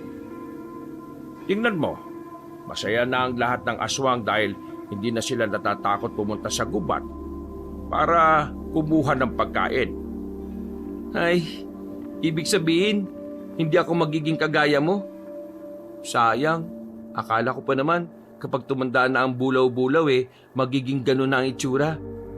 Di bali na nga lang, mukhang ayaw mo talaga akong turuan maging malakas Sinabi mo ba na kaya ganon ang itsura ko dahil matanda na ako? Tumatalas na ang dila mo ha? Kung ganon naman pala bakit hindi mo na lang hintayin na tumanda ka? Kinukulit mo pa ako? Lah, nagalit. Para nagbibiro lang sineryoso naman kaagad. Saka totoo naman din na matanda na siya Maghanap ka na lang ng babae mapapangasawa nang lumaki na ang pamilya natin. Ayun, anak, nakikita mo ba yon? May magagandang mga babae sa bandaron. Halika, tingnan natin. Ihahanap kita ng mapapangasawa. Naku po, ayan na naman siya. Isusumbong talaga kita kay nanay. Halika na dito, bilis. Walang nanay mo sa pagtitinda ng asin at bawang Saka, wag mo na yung sabihin sa kanya. Mapapahamak na naman tayo dyan Tingnan mo, ang gaganda talaga ng hubog ng katawan ng mga dalaga Ang kikinis pa ng balat. Ang haba ng buhok. Tingnan mo anak, mukhang bagay sa iyo yung isang yun Mukha siyang mabait Talaga? Alin dyan? Mabait ba talaga saka maganda? Sexy? Ganon? Makinis ang balat? Mahal, bakit nandito ka? Di ba nagtitinda ka ng asin at bawang? Oo nga. May dala nga ako ngayon pero hindi ko na ito ititinda. Ihahaplas ko na lang to sa katawan mong damuho ka. Talagang inuubos mo ang pasensya ko, ha? Teka lang. Huwag mo nang isawi sa akin yan. Masakit yan Saka hindi naman para sa akin yung babae, para sa anak mo yon. Daniel, anak, ipaliwanag mo nga sa nanay mo. Lah, sabi mo muna sa akin kung paano maging malakas na bulaw-bulaw. Walang yakang bata ka. Ngayon mo pa talaga yan naisip. Ano ba kasi ang ginagawa mo dito, Hilda? Dapat hindi ka na nagpunta dito kasi mapanganib Maraming aswang dito sa gubat. Bakit naman ako matatakot? Manunugis ako ng aswang, hindi ba? At isa pa, kahit sa bahay ko may aswang din. Kapag napatay kita, papatayin ko na rin ng mga aswang nandito sa gubat. Lalo na sinasabi mong mga babaeng yan. Nako po. Damay-damay na nga, Daniel. Anak, itago mo ako, bilis. Hindi ko kayang labanan ng nanay mo. Yan lang ang pinakakinatatakutan kong nilalang sa lahat Kaya nyo na po yan, tay. Paano? Diyan na po kayo. Kukunin ko na lang yung nabitag na hayop dun sa bandaron. Ay, siya nga pala, nay. Sabi ni tatay kanina, yung isang babae dun, mas maganda raw po sa inyo. Ano? Sinabi niya yon? Abay, damuho ka talaga. Humanda ka talaga sa akin. Hoy, Daniel! Kailan ka pa naging sinungaling? Wala akong sinabing ganun Bawiin mo yon! Dahil sa galit ni Aling Hilda sa asawa, hinabol-habol niya ito habang isinasaboy ang asin at dinikdik na bawang. Dahil sa bagsik ng ginang, nag-alisa ng iba pang mga aswang na makita nilang kinatatakutan ng isang mabagsik at magiting na bulaw-bulaw ang isang babaeng tao. Natapos ang abulan ng mag-asawa nang ipaubayan na lang ni Mang Agustin ang kanyang katawan. Namumula ang kanyang balat dahil sa pagkakalapno sa asin. Umuwi silang umiiyak si Mang Agustin habang tumatawa naman si Daniel sa sinapit ng ama. Nang gabing yon, hindi natulog si Mang Agustin dahil magdamag niyang nilawayan ng mga lapno sa katawan. Nakabantay naman ang kanyang asawa at matalim pa rin ang pagkakatitig dito. Napakalupit mo naman talaga, mahal. Tingnan mo ang itsura ko ngayon, no? Hindi ka ba naaawa sa akin? Hindi. Kulang pa nga yan eh. Gusto mo dagdagan ko pa?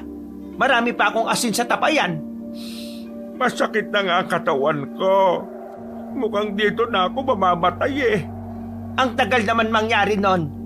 Ha? Gusto mo talaga akong mamatay, mahal? Oo naman, no? Kesa naman palagi kang tumitingin sa mga babaeng pangit na yon. Gusto mo pa ba ng mahaba pang buhay? Ay, oo naman. Gusto pa kitang makasama ng matagal. Eh kung ganon, akin ang mga mata mo. Ha? Bakit naman? Anong gagawin mo sa mga mata ko? Eh di bubulagin na kita. Mas mahaba ang buhay ng mga bulag. Mahal, patawarin mo na nga ako. Hindi na nga ako pupunta sa gubat eh. Eh hindi naman kita pinababawalan pumunta doon ah. Gusto mo doon ka pa tumira eh. Hindi na nga ako pupunta doon, promise. Eh saan ka na lang? Sa ilog? Wah, hindi na nga. Hindi na nga ako lalabas ng bahay. Eh mabuti na yan kesa mabuhay kang bulag. Eh bakit ba napakasilosa mo kasi? Akala ko ba'y pangit ako? Eh pangit ka naman talaga eh. Kailan ba naging gwapo ang ahasa? Ay nako, gusto ko na pong matulog. Kung ayaw niyo pong matulog, magpatulog po kayo. Ibang klase rin kayo maglambingan eh. Kaya ayaw ko mag-asawa. Mapapadali lang ang buhay ko. O ayan, kasalanan mo. Ayaw na mag-asawa ng anak mo. Oh, ako na naman? Ay hindi, ako. Ako talaga ang may kasalanan dito eh. Ako ang may kasalanan sa lahat, mahal. Kaya, pwede ba, itabi mo na yung timba ng asin, namamagaan na rin ang dila ko sa kakalahoy sa katawan kong maalat eh. Parang 1 minuto na lang ang itatagal ng buhay ko. Nabigla si Mang Agustin nang ibuhos sa kanya ng asawa ang laman ng timba. Inakala niyang asin ang laman nito pero bigla na lang nakaginhawa ang kanyang katawan. Dahil likido na mula sa katas ng halamang gamot ang ibinuhos ng asawa. Ay, salamat mahal ko. Akala ko ititiisin mo na ako eh. Gusto mo pa ako mabuhay ng matagal? Salamat talaga. Ay pasalamat ka, taawa pa ako sa iyo. Pasalamat din sa iyo ang mga aswang na naglipa na sa gubat dahil hinahayaan ko lang silang gumala doon. Pero oras na tumawid sila dito sa baryo, buburuhin ko sila sa tapayan na puno ng asin. Eh sinabihan ko na sila tungkol dyan. Hindi sila mambibiktima ng tao, maniwala ka. Abay dapat lang. Ayusin mo na ang sarili mo ha, at nang makatulog na tayo. Puyat na ako sa iyo eh. Opo, matutulog na tayo, mahal. Napabuntong hininga na lang si Daniel dahil nakaginhawa na ang kanyang tenga mula sa sagutan ng kanyang mga magulang. Sumikat na ang araw pero ang pamilya nila ay nagsisimula palang matulog. Bago pumikit ang binata, napangiti pa siya habang iniisip ang kanyang mga magulang. Kahit gano'n ang mga ito, alam niyang mahal na mahal nila ang isa't isa. Hindi sa gabal ang lahi pagdating sa pagmamahalan. Pinatunayan niyo ng kanyang mga magulang kahit isang aswang at isang ordinaryong tao. Ang pag-ibig ay para sa lahat. Wakas. Isang aswang na bulaw-bulaw si Mang Agustin. Kinatatakutan siya dati ng lahat ng mga aswang.